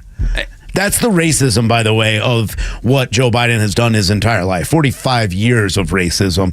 And the fact that people continue to vote for him that might be part of that community blows my mind. The things that come out of their mouths, and, you know, now the truth's coming out because he's too old to really remember to use his filter, Tug, and that's what you're seeing. The president on this call was rambling. When people ask him about things, he was completely dismissive or unprepared to present a campaign strategy. And these are members of Congress that are like, okay, we're gonna line up behind you and run into the battle. Like you're the general. And now they don't know where they stand because he had a freeze up almost every question. He wasn't able to articulate anything. And I think everybody that was on this call is now going, no, this man cannot be the nominee. There was a testy exchange between Jason Crow, a Democrat from Colorado, and he asked him about national security. Joe Biden went off, apparently singled him out, excoriated him on this call, talking about how all the NATO leaders believe that he is the best leader that the United States has and has had in a long time, how they support him. And I don't know that that's true.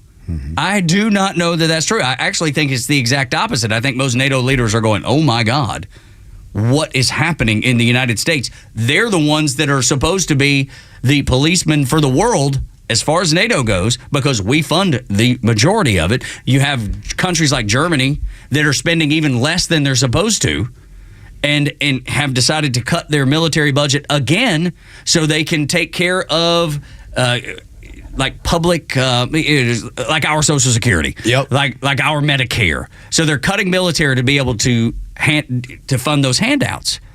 So the people in NATO, I don't believe, are going, Joe Biden's the guy. Yes, he is the guy, and I believe fully in him. So when you have the Democrat from Colorado bring this up and Joe Biden snaps at him, it does nothing more than illustrate the point. Yeah, absolutely. I agree. But I think they think Joe Biden's the guy because they realize, well, we need him. He creates wars, and wars bring money. And without wars, you don't need a NATO. And that's the entire point. The reason they don't like Donald Trump, they don't want Donald Trump to be president, is because Donald Trump was a man who stood strong against people like Vladimir Putin, who told him, I'll knock the top off this Kremlin if you try anything. And that's why he didn't try anything for 4 years. Not to mention, the only reason we're in that war was the provocation by Joe Biden. So there's the money for NATO. Keep getting the money, keep, creating, keep taking the money, blah, blah, blah. They're afraid that, well, if he gets in, there's no more war. He's going to stop everything. He's going to shut down North Korea like he did when he was president. He's going to shut down Putin like he did.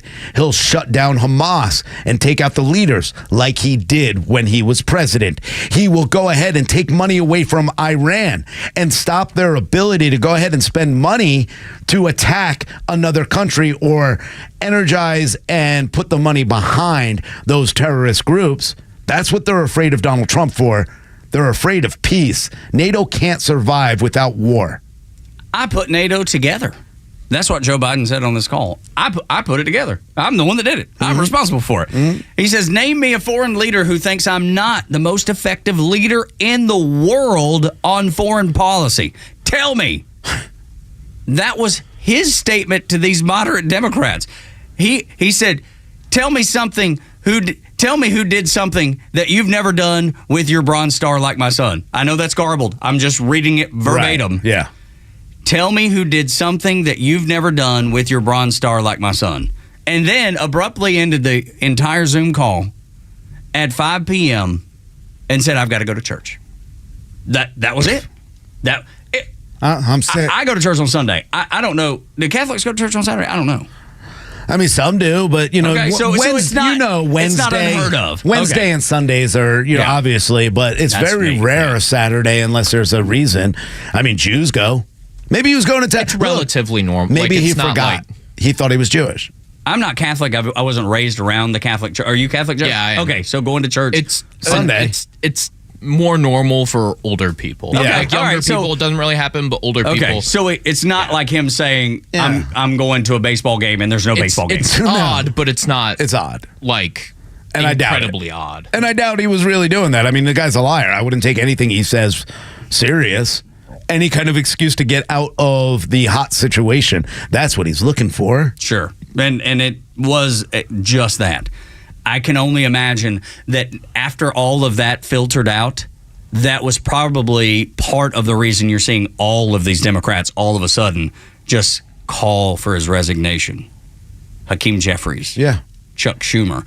Quietly, Nancy Pelosi, she said she won't do it aloud. There's a report out now of it. So, yeah, I mean, it's going to be loud only because she'll be exposed for what she told him. Yeah, that's right. Yeah, we know it happened. And you know what? I mean, in all honesty, that's the smart way to do it. You have those meetings. She should be the one. Now, but should she come out publicly? Of course. It shows weakness in Jeffries and Schumer, though, doesn't it? Really? Because Pelosi's not even in any sort of power seat. I mean, she was and has been, don't get me wrong, but that means she wields more power in the party than the Senate Majority Leader. Of course. and the House Minority Leader? Of course she does. Wow. Well, no, you think, I listen, know she does, but wow, it shouldn't be that way. You think the cabal cares about what they claim or who says what? They don't care. All of them could pretend to be leaders. All of them can say whatever they want. But we know how she is looked at by the Democrats as the greatest speaker of all time. Ridiculous joke.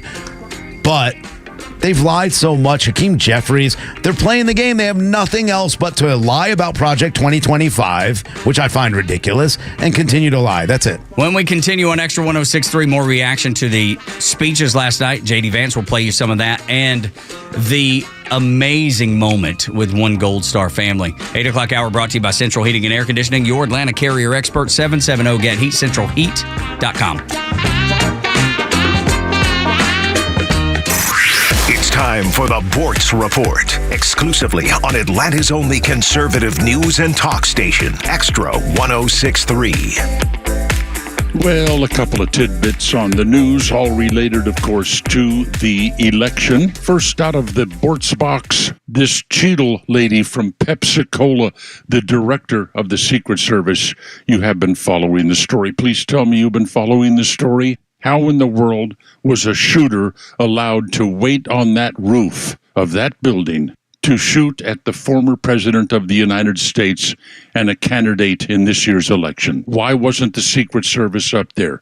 Because, says Director Cheadle, well, that roof was sloped and it would have been unsafe. And here's the kicker. So we decided to secure that building from the inside. Hey, we have to make sure there's not a shooter on that roof. But it's unsafe. It's sloped. So we'll do that from the inside. So all over the internet yesterday, you could see pictures of people working on sloped roofs. Roofers, painters, people sweeping off pine straw.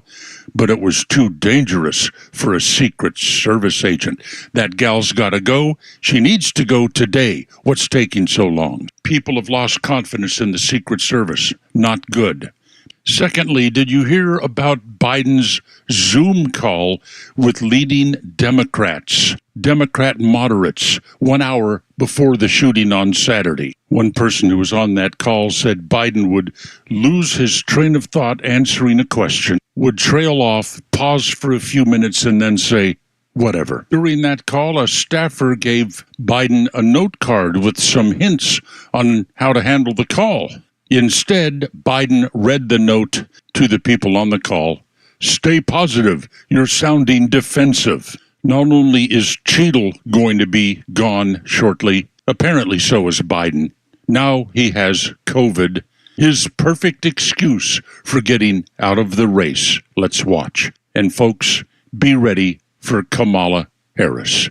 Neil Bortz, Extra 106.3. Well, Stephen, I'm sorry. Unfortunately, we can't offer you the position. Why? Well, we ran your background check and there were several red flags. Like what? You were arrested 7 times for reckless driving. So? So you're applying for the school's bus driver position. If you're in charge of hiring for your company, you know how helpful a background screening can be. That's why companies that use Horizon background screening make smarter hiring decisions. Don't let the wrong hire put your company at risk. Get the real story on your candidates at horizonscreening.com. Horizonscreening.com. I'm Chad Pergram with the Speaker's Lobby. A federal judge in Texas recently ruled that a 156-year-old ban on home distilling may have exceeded Congress's taxing power, and it runs afoul of the Constitution. The Hobby Distillers Association sued, hoping to legalize the ability of people to distill whiskey and bourbon in their homes for personal consumption. The Justice Department defended the prohibition from the suit filed by the Hobby Group against the Alcohol and Tobacco Tax and Trade Bureau. That's a division of the U.S. Department of the Treasury. Pittman said that while 3 of the individual plaintiffs had failed to establish that they faced a credible threat of being prosecuted without an injunction, the group and one of its members had carried their burden of establishing they would be harmed if the ban was enforced. Association member Scott McNutt received an unsolicited letter from the Bureau notifying him that he faced potential civil and criminal liability. The DOJ argued the ban was a valid measure designed by Congress to protect the substantial revenue the government raises from taxing distilled spirits by limiting where plants could be located. With the Speaker's Lobby, Chad Pergram, Fox News. WFOM and W292EV Marietta, a Dickey broadcasting station.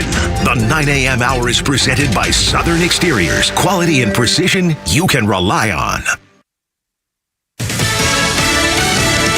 Turning up the heat on the Secret Service. I'm Dave Anthony, Fox News. I'm prepared this morning to call on President Biden to fire to Director Cheadle. House Speaker Mike Johnson just told Fox Business it's clear Kimberly Cheadle is ignoring calls to resign after yesterday's private briefing on the Trump assassination attempt. They did not give us satisfactory answers to some very important questions. Cheadle will testify at a House hearing on Monday. Fox's Jonathan Sari reports from Butler, Pennsylvania. There's new video appearing to show 20-year-old Thomas Matthew Crooks lurking in the background of the rally about an hour before the gunfire erupted. Sources with knowledge of a closed briefing for senators say that was around the same time that law enforcement identified Crooks as a suspicious person. And Crooks posted on a gaming website days before the shooting. July 13th will be his premiere. Watch as it unfolds.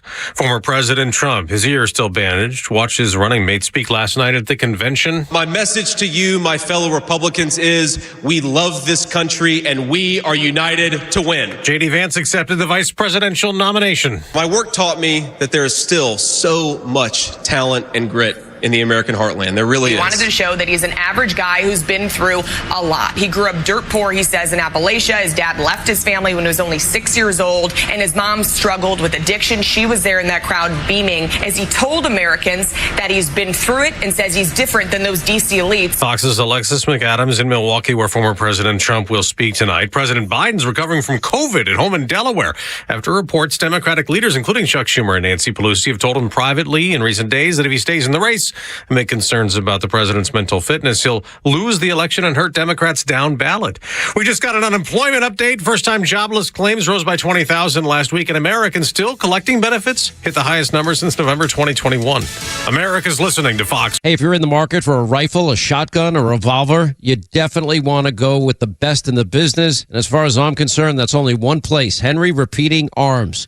You're going to be amazed by the quality craftsmanship, the buttery smooth action. It makes them a pleasure to shoot.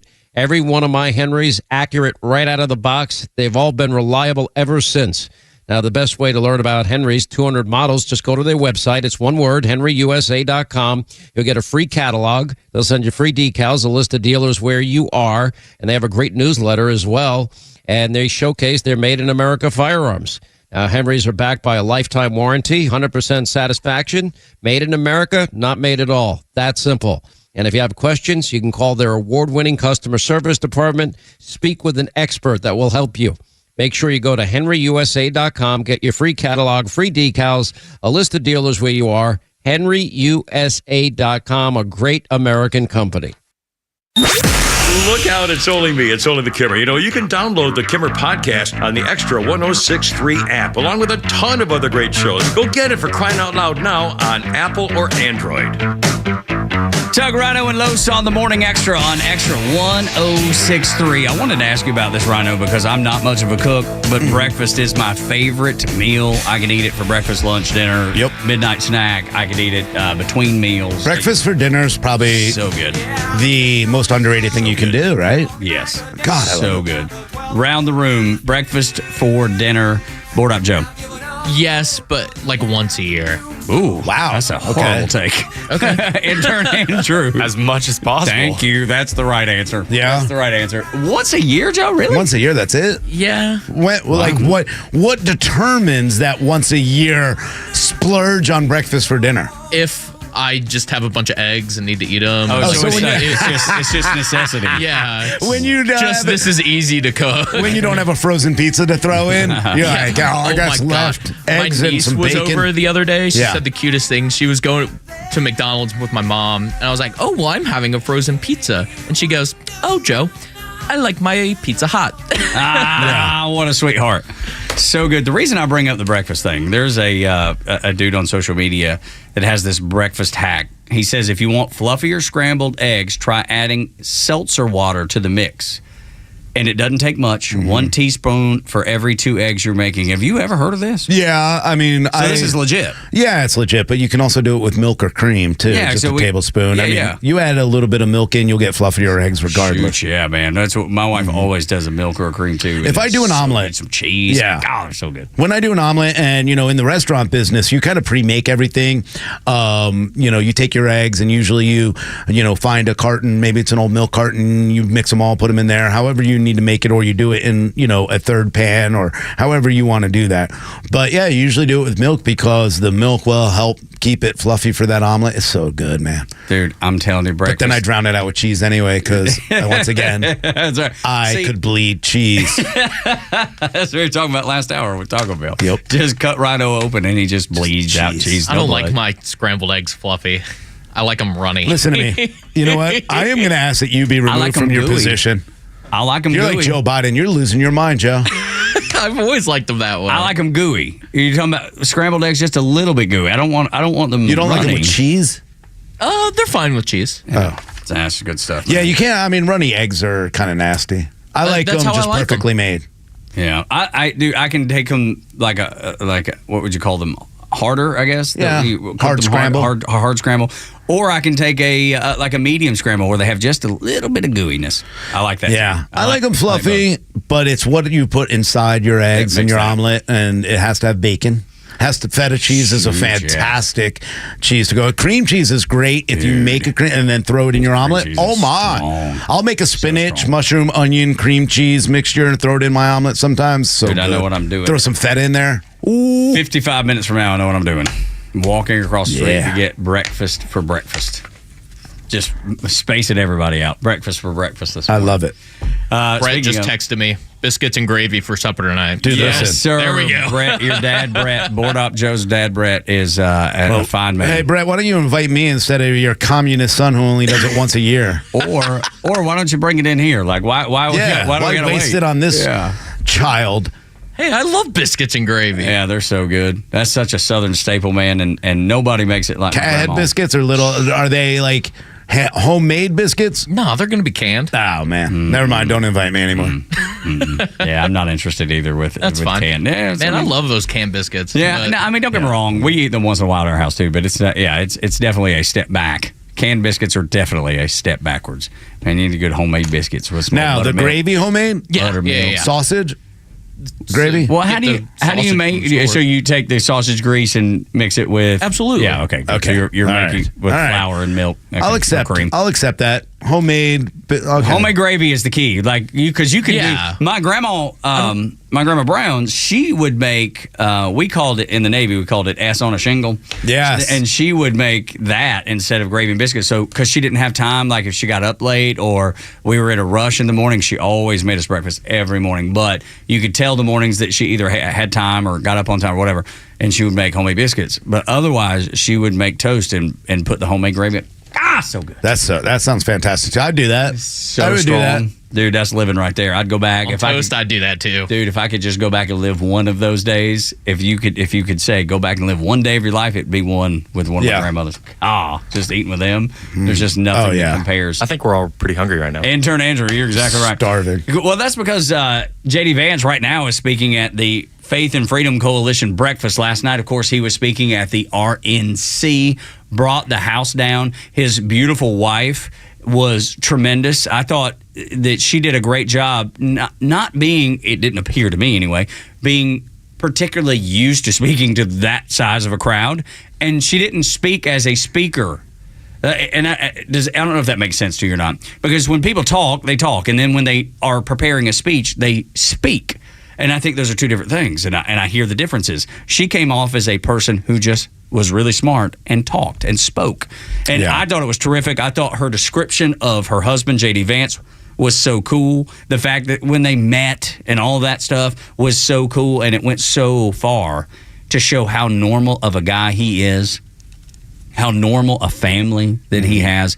And that's what I want right there, just some normalcy, because I don't feel like we've had that in the last 4 years. Now, I know the great divider-in-chief said he was going to be the uniter-in-chief. He's done everything but that. I'm looking for that normalcy. I'm looking for a regular, normal, everyday America again. Yeah, I thought his speech was really, really well done. I agree with you on her. I thought her introducing her husband, telling everybody the kind of father and the kind of husband he is, the kind of hero he is, and how great he is. Obviously that's her opinion on him, but I tend to believe her if, absolutely. And I think one of the things that really came through was he's 38 years old.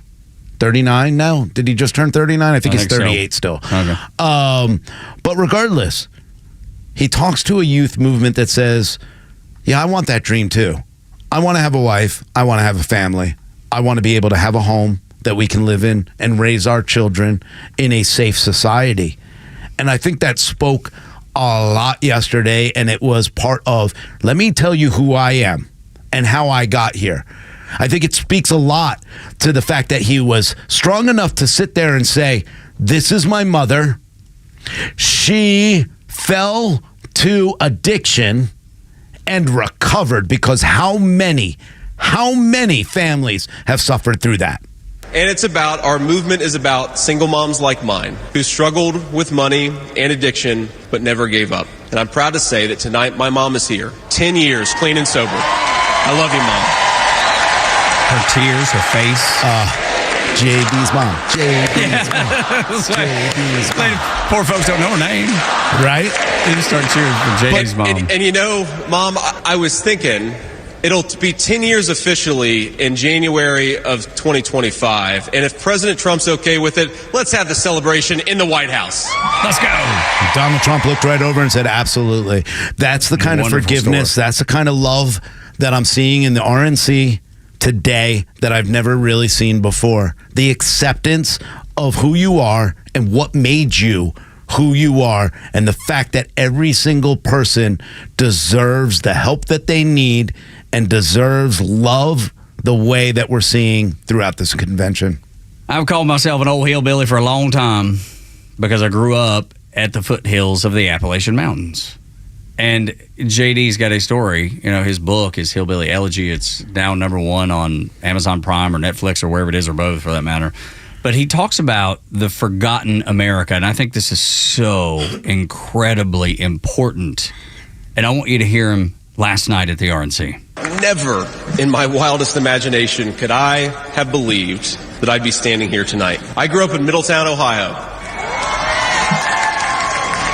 A small town where people spoke their minds, built with their hands, and loved their God, their family, their community, and their country with their whole hearts. Amen. But it was also a place that had been cast aside and forgotten by America's ruling class in Washington.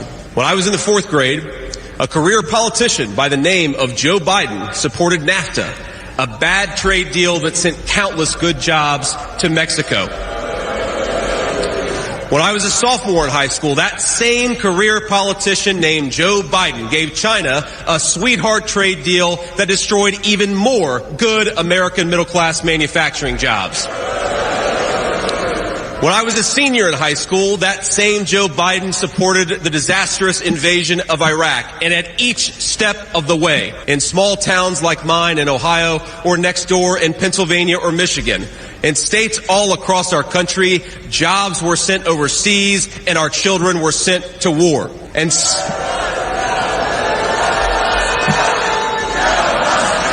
Joe must go. I love that. And he's exactly right. Joe must go. But I love that he was mouthing it, but saying it low enough that the mic still picked up the crowd. No, it's the best, man, because all of the things that he said is exactly right. Mm-hmm. And those are the things that he desperately wants to repair because he's lived it. And those are the things that he and Donald Trump can repair.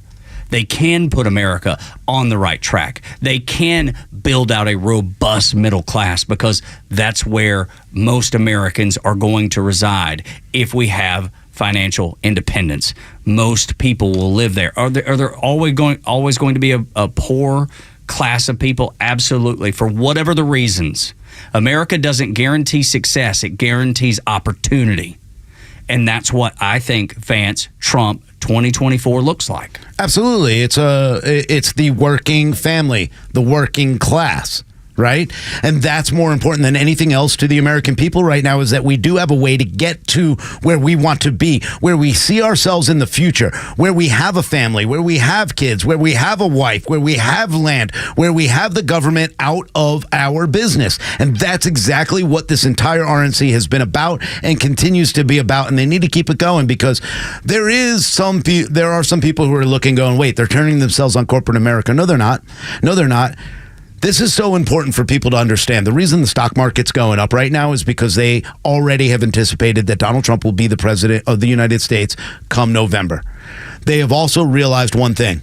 Donald Trump and Ron DeSantis, he gets credit for this as well.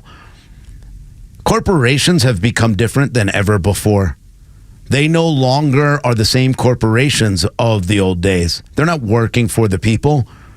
What they're doing is they're becoming woke. What they're doing is not making a good enough product. So we're going to reward the corporations that do need to be rewarded.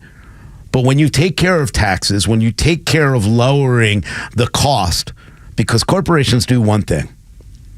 They look and say, hey, we got to deliver profit for our shareholders. That's our main goal. So whatever we need to do, and if that includes getting rid of the working class people in order to get those profits for our shareholders, then that's what we need to do. And J.D. Vance talked against that, and that's something that the left is going to go crazy over, because they're no longer the party of the working class people. It is the Republican Party, and I never in a million years thought I would see that, but you're seeing it more and more. The proof, the evidence is in Milwaukee. You can see it. The other parts of that night, last night, that moved me was the Gold Star families. I mean, I was driving down Georgia 400, coming home from Gainesville. My son was playing baseball up there. And so I couldn't see what was on TV, but I could hear it. It was being streamed to my phone and through the car's entertainment center. And I heard from Alicia Lopez. She's the mother of the Marine Corporal Hunter Lopez, who was killed in Afghanistan in that devastating, unplanned departure, that chaotic mess. And she says the Biden administration have not owned up to their failures. She said Joe Biden, has never once said their son's name. Never said Hunter Lopez. There has been a deafening silence, quoting from Mrs. Lopez, from the Biden-Harris administration. And then her husband, Herman Lopez, went on to read the name of every soldier that died. It was the most moving moment, and you could hear the emotion in that woman's voice. You could hear the concern. You could hear the terror, the sheer terror, when she talked about her son's chair being empty across from her at the dinner table at night. It was the most heart-wrenching thing. And this is one of those moments that changes everything for me. Absolutely, 100% yes. I agree 100%. And I said it the night of the debate. When you forgot 13 service members, 13 people and 13 families that lost someone that day, you turned on your country, Joe Biden. It's disgusting that you forgot them. It's disgusting you checked your watch. It's disgusting what you did. Nicole G's family as well. Getting up there, the tears when they spoke. Man, I got chills. But I will never forget the biggest lie ever of that debate when he said, there's not one person, not Nicole G, not Hunter, not any of them that died that day. Ugh. You could count me out. Morning Extra and Extra 106.3, 9 o'clock hour is brought to you by Southern Exteriors, your home exterior solution for the Southeast. Call them today if you want your home to be the envy of the neighborhood. 877-9-SOUTHERN, southernexteriors.co. The stories that matter to you. These are your Georgia headlines. Presented by RBM of Atlanta, your Mercedes-Benz connection since 1964. Here are your top stories in the state of Georgia for today, Thursday, July 18th. Gwinnett County Police have arrested a suspect in the murder of 16-year-old pregnant Mia Campos. Her body was found early Monday morning after her family tracked her cell phone to nearby woods. They discovered her body lying face down off Stevens Road in Lawrenceville. Police interviewed Jesus Monroe, Campos' ex-boyfriend, and charged him with giving false statements to police. No other charges have been announced. The medical examiner's office performed an autopsy, ruling the death a homicide, but did not release the cause of death. Officers are continuing to investigate the murder of a 16-year-old boy in northwest Atlanta early yesterday morning. The teen, whose body was found in nearby woods, has been identified as Jakari Rashard Brooks, the nephew of Rashard Brooks, who was fatally wounded by police in 2020. Police say Jakari died on the scene and believe the shooting occurred due to a fight over a scooter. No arrests have been made. And as the state election board faces questions about a recent meeting that passed 2 new rules to protect elections in Georgia, the AJC is reporting that the rules approved during the meeting appear to have been suggested by the Georgia Republican Party. Documents obtained by the AJC showed that Georgia Chairman Josh McCoon allegedly sent text messages to board member Rick Jeffries several days before the meeting and allegedly shared talking points. Although McCoon refused to comment to the AJC, he's joining us next on the Morning Extra to discuss the matter. Tug, Rhino, and Los on the Morning Extra. Rhino nailed it. Josh McCoon, Chairman, Georgia GOP, next from Milwaukee on Extra 106.3, Atlanta's only conservative news and talk station.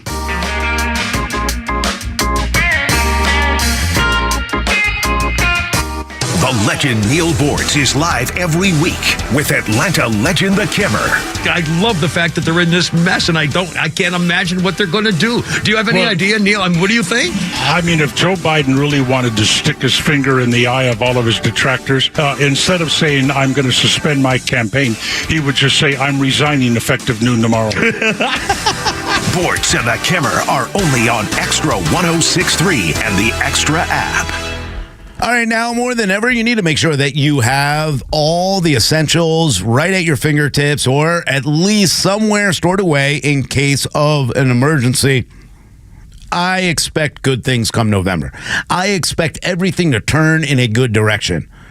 But we can't depend on all that. You always have to be prepared and prepared for the worst. Hope for the best.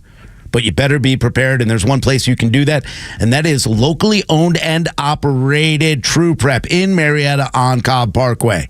And when I say they're locally owned, I want you to remember that these guys are there to make sure that your family's safe. Joey is an engineer.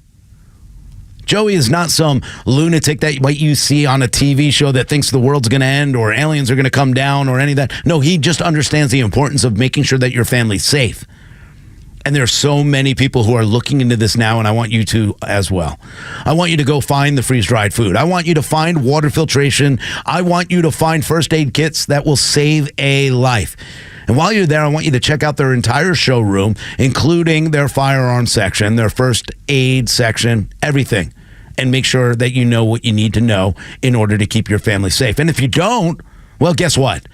That's what's great about being locally owned and operated. While you're looking at their location, you'll also see classrooms in the back. Why? Because they have workshops to help you, to make sure you know where to start, to make sure you're making the right decisions for you and your family. They have great classes like the Intro to Preparedness Supplies. They also have regular events, community events, because they care about the community, like blood drives. Go online, check out their workshops, and start preparing today. Start making sure you have the essentials. Go to trueprep.com. That's TRU, prep.com, and prepare today for a worry-free tomorrow with True Prep. Hey, Atlanta. It's Ben, host of the Weekend Ben Burnett Show, proudly brought to you by Peach State Pride.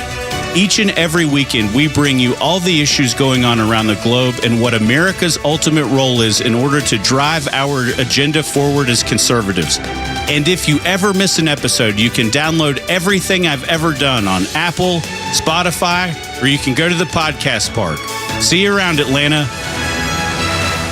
Have you heard about Sonder and their Georgia-based Medicare Advantage health plans? Sonder Health Plans is committed to revolutionizing healthcare, making it straightforward, personal, and affordable. Call them and ask if you qualify for their fantastic $400 grocery card offer and $0 premiums. They've even got their own radio show and podcast called Weekend Wellness, dedicated to keeping all Georgians healthy and happy at every age. Call 800-331-2928 or visit SonderHealthPlans.com. Sonder Health Plans is an HMO with a Medicare contract. Enrollment in Sonder Health Plans depends on contract renewal.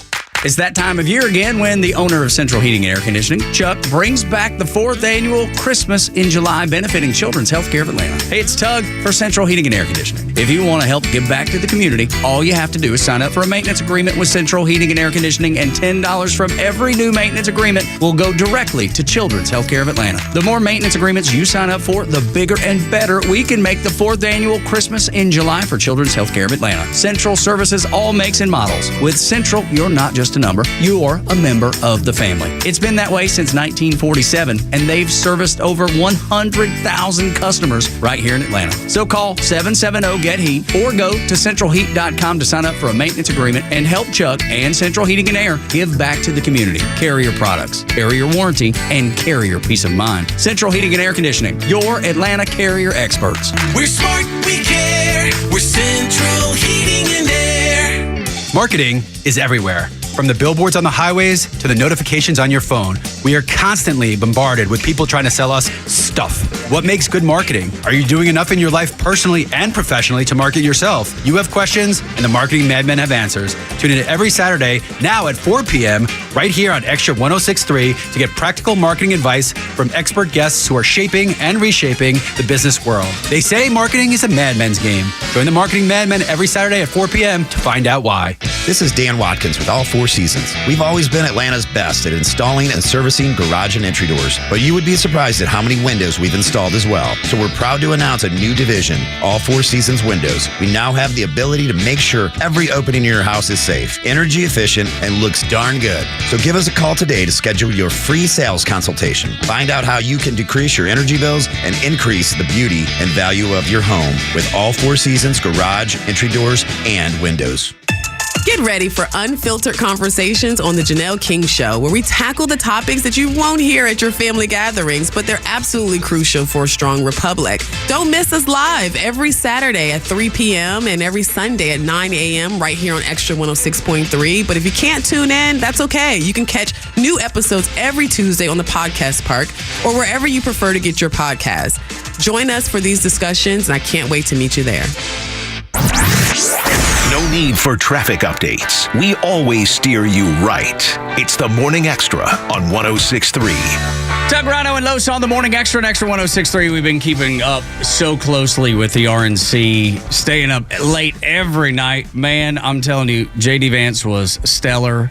It's been great seeing Donald Trump. It was great seeing the folks from North Carolina there at Chapel Hill, the frat boys that rallied around the flag and protected it, the Gold Star families. There's been so much to this point in the RNC.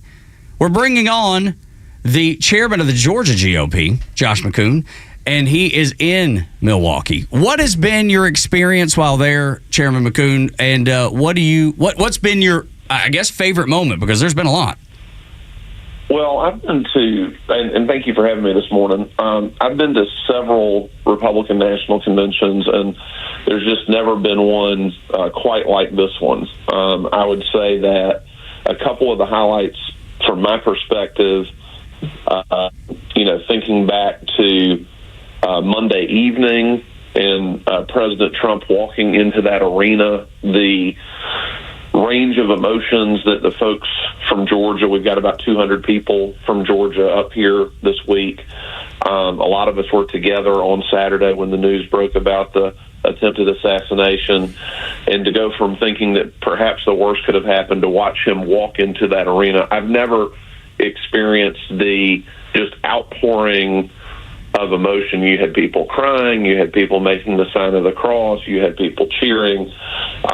It was just incredible. And I would say another moment that was really just filled with energy last night, and I don't think this was in the sort of prime time viewing hours, but Peter Navarro, one of the president's trade advisors, who was held in contempt of Congress and put in federal prison and was actually released yesterday morning.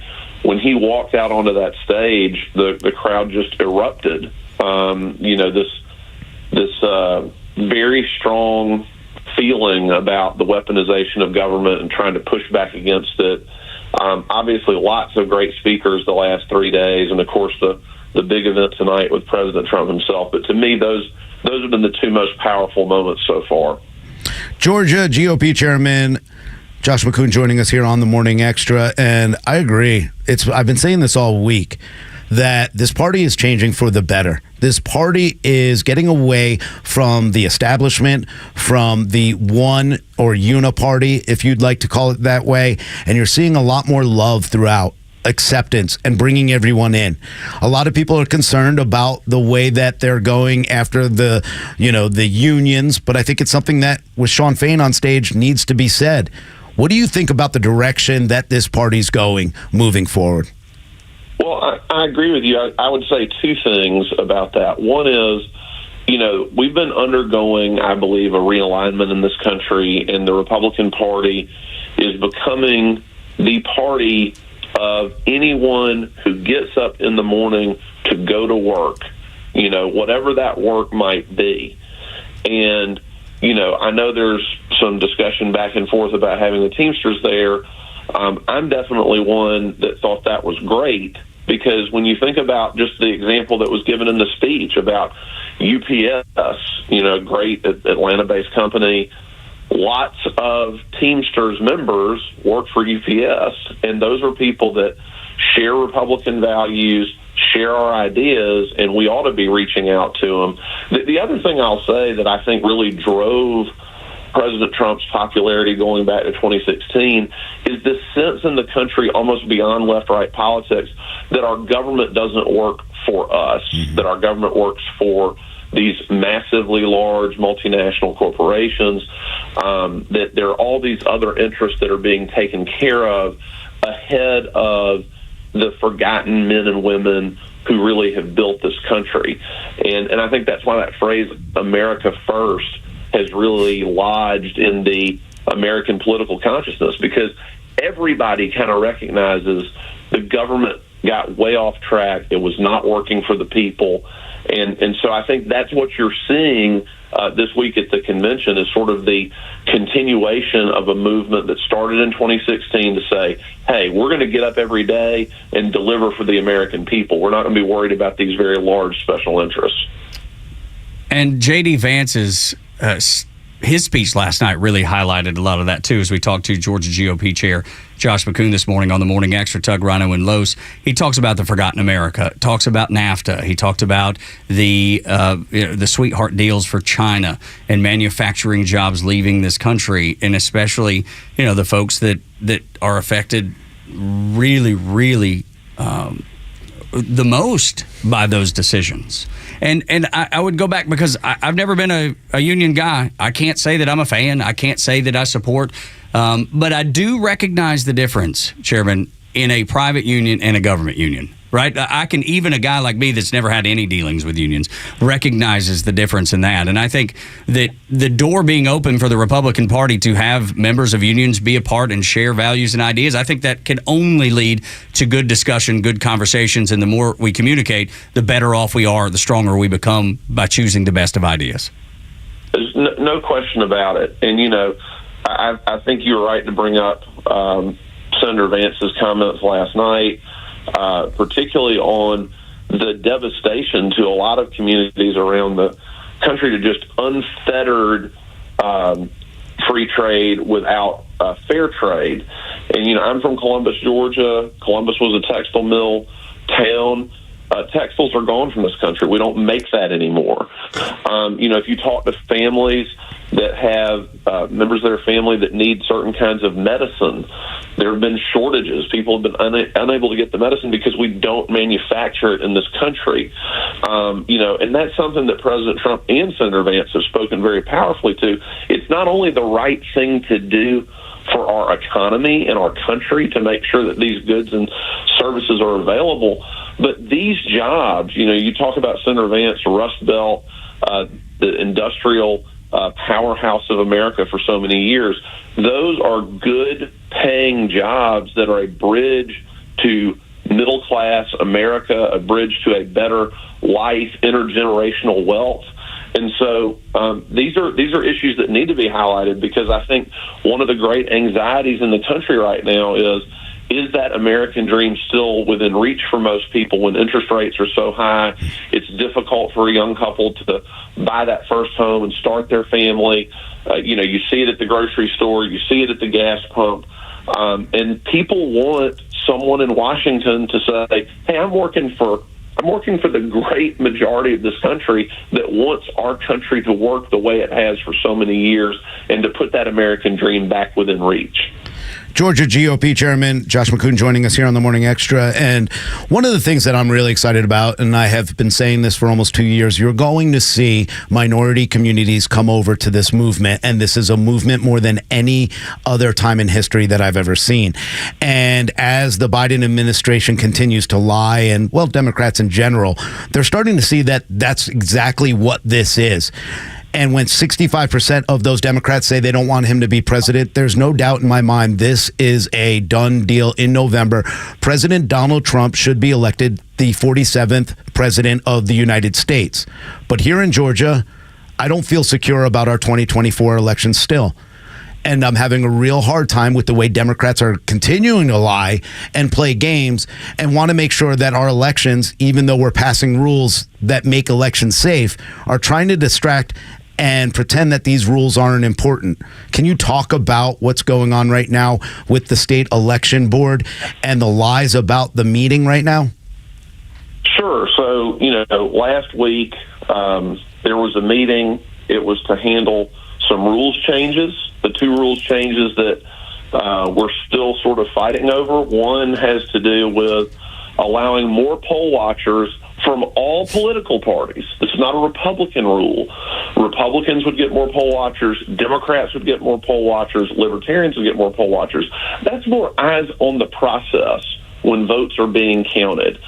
And you simply can't deny that there's not a significant percentage of our population that has anxiety, a lack of confidence, however you want to put it, in our electoral process. So that's one of the rules. The other rule was simply to say that during early and advanced voting, that counties publish on their website every day the voting data, what's happening in their county. And again, that's stuff that's public under Georgia law, but we're trying to make sure it's visible and transparent for everyone.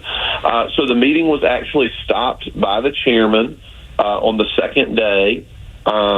It was not rescheduled. The chairman was not communicating with other members of the state elections board. So 3 of the 5 members convened a meeting, which they're allowed to do and authorized to do last Friday, so they could finish the business of that meeting and vote those rules out. And now, the chairman's trying to ask all these questions about the legality of the meeting and everything else. If we want to clear all of this up, the chairman could call a meeting today. He could call a meeting tomorrow and simply bring the 5 of them in, ratify everything that was done last week, and we'd have no more debate. So we got to be clear about something. There is this entrenched opposition to these rules, which are all about getting more eyes on the process of as votes are being counted. And the question you've got to ask yourself is why? Why is there so much opposition to rules that simply say we're going to make data easier for people to see, and we're going to make sure that anywhere votes are being counted in a tabulation center, that there are going to be poll watchers from the different parties present to watch it? And we're going to continue to fight for that. We're fighting in court to defend Senate Bill 202 and other common sense election integrity measures that the General Assembly's passed. We're fighting at the State Elections Board, and we're doing that not to get partisan advantage. As an American first and a Georgian first, I want the people of our state to be confident in the outcome, whatever it is, on November 5th. So that's what's happening at the State Elections Board. It's weird that Democrats don't want to make sure their votes counted after they say this all the time, that they want to make sure their votes counted. Kind of funny to me. Go ahead. They're supposed to be, the self-proclaimed defenders of democracy. And they're trying to prevent these rules from coming into place. And third parties who are trying to get other candidates on the ballot for president, Democrats are taking them to court too. So they're happy to have democracy as long as your only choice when you vote is a Democrat. Right. Well, and they're even wanting to get rid of Joe Biden at this point. Yeah. I mean, they're willing to circumvent their own party. Another threat to democracy, to install another candidate. Right, by a few party bosses. Nobody gets a say in a primary. They're just going to go meet in a room and tell us who their presidential nominee is going to be. I mean, it's ridiculous, but that is what they do. Everything they accuse Republicans of, that is what they are guilty of. When you talk about the weaponization of government, they make Donald Trump sound like he wanted to put all these people in jail that were political opponents. That never happened. Go look at the 4 years President Trump was president. Meanwhile, this president has gone after a major party nominee, inventing crimes, going after party activists around the country. So the idea that these folks who have perverted the criminal justice system for their own political ends are somehow defenders of democracy is a real head scratcher. Why is the Secretary of State, Brad Raffensperger, not taking charge of this? I know that they sent the letter to Governor Kemp. Don't know why. He shouldn't even be involved in this. The only job they should have is funding the State Election Board to make sure that we can have common sense rules and be safe. Why is Brad Raffensperger acting like this is a complete mess or not getting involved in this? Well, the legislature made a decision to remove the Secretary of State from the State Elections Board because in 2020, after the legislature had adjourned for the year, the State Elections Board, led by Secretary Raffensperger, chose to do a lot of new things in Georgia elections. It was the State Elections Board that authorized drop boxes without a whole lot of guidance about where they could be placed or what kind of security measures should be made around them. It was the Secretary of State that decided on his own to send out 7 million absentee ballot applications all over the state to every registered voter on the voter roll, creating this huge absentee ballot issue in 2020. So, if we want to talk about messes in Georgia elections, you can talk about 2020. But I think that, we've got three great members on the board, Dr. Jan Johnston, Janelle King, Amen. And former Senator Rick Jeffries, and they're going to push this until we get it right. I believe that. Let me tell you, I have full faith in Janelle King. Her and Kelvin are some of the most wonderful people I've ever met in my whole life. I have full faith in Janelle and her drive, her determination to make things right. I believe Janelle when she speaks, and I think she will be such a key person in getting Georgia's elections on the up and up, because right now I'm one of those people. I just don't know how to feel about it, Chairman. I don't know how to feel. I want to feel good when I walk into the voting booth. I want to believe that everything's good to go, but there's that little devil on my shoulder that has a big question mark next to me. Well, let me say this about that concern. The Georgia Republican Party is putting forward, in my opinion, the best election integrity effort in the United States of America. From volunteer and paid legal counsel, the number of people we're training to be poll watchers and poll workers, the focus on this process, changes in the law that the Republican Party worked hand in hand with our legislature and our Governor Brian Kemp to get placed into law. 2024 is not going to be 2020. We are working very, very hard every day, and we'll continue to be working the next 110 days or so to make sure that if you go and cast your vote, you're not going to have to be worried about it being canceled out by some kind of fraud or other irregularities in our elections. Chairman Mukuna, I have to ask, the AJC this morning puts out a paper saying that there was contact between you telling these, Jeffries, that this is the way you want it to go. They're making it look like the influence of really common sense rules is being set by the Republican Party instead of allowing it to take its course. How do you respond to those from the Atlanta Journal-Constitution? Yeah, well, I'll just give everybody a news flash. A secret that I want us to have more poll watchers watching this process. And it's not a secret that I think counties should be publishing the voter data that is supposed to be public under Georgia law on a daily basis during the early voting process. The real question in this situation is, why did the chairman of the state elections board unilaterally stop this meeting? Why did he not cooperate at all with rescheduling the meeting so that the business could be completed? And why is he silent now? I mean, I know the Atlanta Journal-Constitution and the Democratic Party is upset that we now have three people on the state elections board that are very concerned with election integrity, and that we don't have a lobbyist for DeKalb County on the state elections board anymore that voted with the Democrats on a regular basis, or the Senate appointee who voted with the Democrats on a regular basis. But it's not scandalous for someone to advocate for public policy changes as a member of a political party. That is the point of political parties. So right. Maybe the Atlanta Journal-Constitution's, reporters need to take a remedial class in government. But that's the way this is supposed to work. So no, I absolutely have been saying for months and months that we need these rules. And I think most Georgians, if you said, hey guys, do you think there should be poll watchers everywhere they're counting votes? I think they'd say yes. Most. Yeah. Most would be like, yes, sir, absolutely. So anyway, that's what I would say to the AJC. Buddy, said, too. There's been many things that we've said to the AJC on this show from time to time, and this is just another opportunity to tell you why that we struggle with their reporting on a daily basis. Yeah, they even, they're trying to push the fact that Janelle King, who I put up the clip yesterday, we did an interview with her yesterday, and they want to paint her as an extremist, a Trump-supporting extremist, Absurd. And we put up the truth that she doesn't and didn't support Donald Trump, didn't vote for him in the primary. They're trying to push this narrative that we're all supposed to be afraid of the extremism, and we already know what happens when they push that narrative. A president almost died. Absolutely, and that goes to another critical point here, which is, I guess Joe Biden said for about 24 hours, take down the temperature before going back to saying, the Republican Party and Donald Trump is a threat to democracy. That's wildly irresponsible rhetoric. It's not true.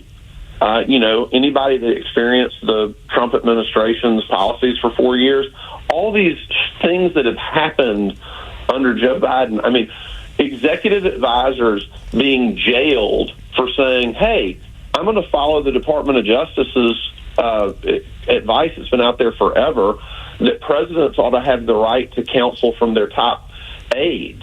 And they've put 2 of them in jail, Steve Bannon and Peter Navarro. These 4 different cases everywhere that were clearly coordinated by the White House. You had Nathan Wade at the White House the same day the number 3 at the DOJ resigned to go join Alvin Bragg and help with his case against President Trump in New York, is also the same day that the documents case was being authorized by Merrick Garland. You want to talk about a criminal enterprise, how about utilizing the resources of the federal government to try to silence your political opponents by criminalizing political disagreement?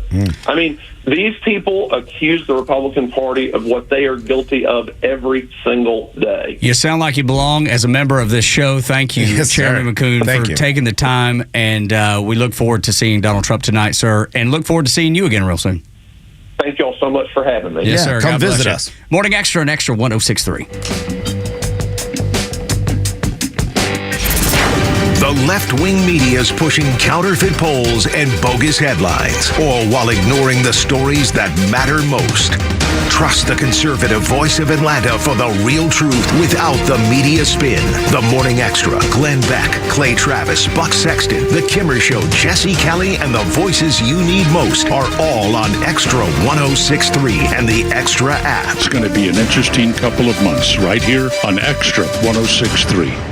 Good morning. It's Lowe's for Kawasaki and Howard Brothers. When your equipment breaks down, stop by Howard Brothers for all of your parts needs. They've got the supply of Kawasaki filters, belts, blades, and everything else to keep your equipment running in tip-top shape. At Howard Brothers, they will ensure that you get exactly what you need. Whether you're powering up a lawnmower, a string trimmer, a tiller, you can trust that they will have the right parts and the best service around. And Kawasaki engines deliver the power and the performance that Howard Brothers customers always demand. The grass is always greener when you take care of it with Kawasaki and with Howard Brothers. The dog days of summer are here, and Truist Park is the place to be when the St. Louis Cardinals and Cincinnati Reds come to town, July 19th through the 24th. The series is packed full of fun, including the CMT Hot Prospect Concert Series before the game in the Battery Atlanta Plaza on Friday, featuring up-and-coming country music artist Blanco Brown, followed by everyone's favorite Friday Night Fireworks presented by Georgia Lottery after the game. And Sunday, July 21st is Kids Club Sunday. Kids can look forward to a player Q&A, face painting, and more. Plus, the first 3,000 kids will receive the Ozzy Albies plushie giveaway. And there's a second giveaway on July 23rd for the first 15,000 fans, featuring the Orlando Arcia chain presented by Truist. Don't miss out on the jam-packed week of giveaways and fun. Visit Braves.com/promos to find all of the details and purchase your tickets. Atlanta Braves Baseball. We are Braves Country. So, Robert, I want to thank you for your time. I just don't think you're the right person for this position. I don't understand. Was it something I said? Well, we did a background check on you and found some things of concern. If you're in charge of hiring for your company, you know how helpful a background screening can be. That's why companies that use Horizon background screening make smarter hiring decisions. Don't let the wrong hire put your company at risk. Get the real story on your candidates at horizonscreening.com. Horizonscreening.com. Foundation repair isn't pretty, but at Atlanta Ramjack, we make it easy. If you notice any cracks in your foundation, they need to be addressed as soon as possible to reduce additional costs that come with the repair. Why call us? Foundation repair is all we do. We have highly trained estimators that will thoroughly evaluate your home and only recommend what is needed. If you are experiencing foundation problems, please contact us at ramjack.com/Atlanta or call us at 770-502-8881. Extra 106.3 is proud to be your conservative voice in Atlanta, and we offer a huge slate of original podcasts. Head over to thepodcastpark.com and grab the podcast that you love, all presented by Associated Credit Union. Great conversation with Josh McCoon. He is the Georgia GOP chairman. And I tell you, he does a great job. I think his answers were great. And I look forward to seeing exactly like he does, just what's going to happen tonight. The tone of Donald Trump, the things he says, will there be those Reagan-esque moments? Because I think there's the potential for that to happen. I think when you started hearing everybody, and I mean, it's become so overplayed at this point. Like, I'm almost tired of hearing it, but it's true. America becoming the shining hill on the city again. City on the hill. Yeah, they continually just over and over and over. But there's a reason for that. Yeah. Because Reagan said that for a very good reason. So it needs to continue. And I love that. I want to see the continuation of why the middle class and the working class need the Republicans in charge and why Joe needs to go. I'm looking forward to more peace. I'm looking forward to more prosperity talk. And I'm looking forward to Donald Trump getting up there and unity speech. It's going to be a unity speech, and I can't wait to hear it. I look forward to how he addresses the elephant in the room, the assassination attempt. How has that made him look at America differently? Mm-hmm. How has it made him look at life differently? How has it made him look at his faith differently? What is it about that moment in time that has changed him for the good? I mean, we already thought he was a pretty good fella. Is he perfect? No. I'm not trying to pretend none of us are. Point to the one that is. But I'm curious as to what difference that experience that none of us, the majority of us, have never experienced, has done to him. Absolutely. You know what I would love to see tonight? And the Democrats are making fun of the ear bandage left and right. The worst thing that the Democrats could have had was not having an ear bandage. Because I'll tell you right now, Donald Trump doesn't want that ear bandage. He wants everybody to see what the rhetoric of the left did to his ear.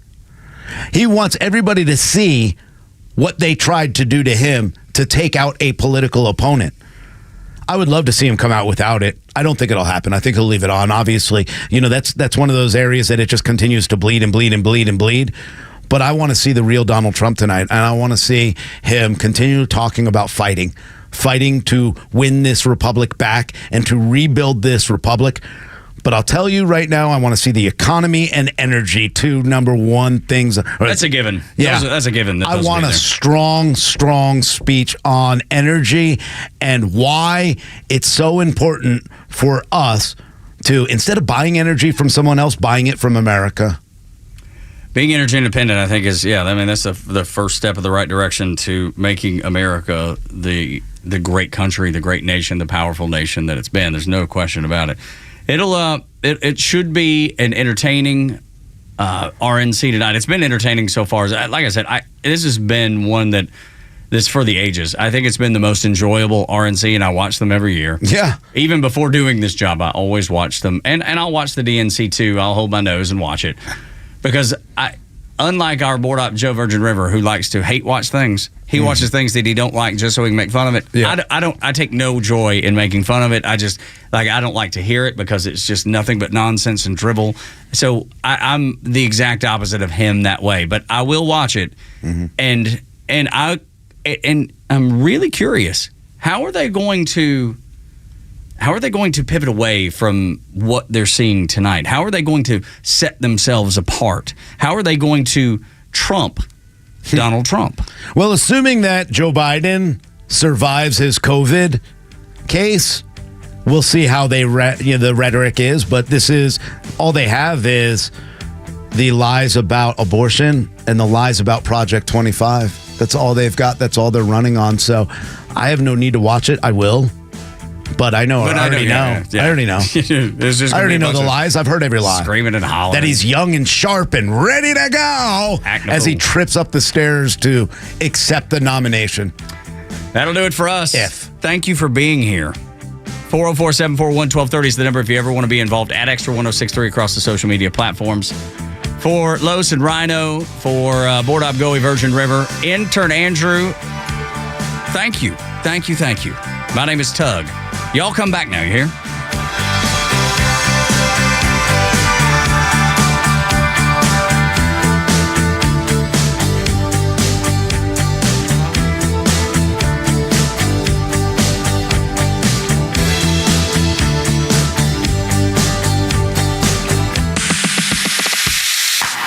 If you love news and talk, you have to connect with the biggest personalities in the South at thepodcastpark.com.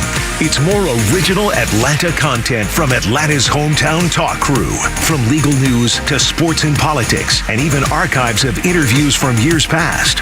Find the podcast that you love and subscribe everywhere you get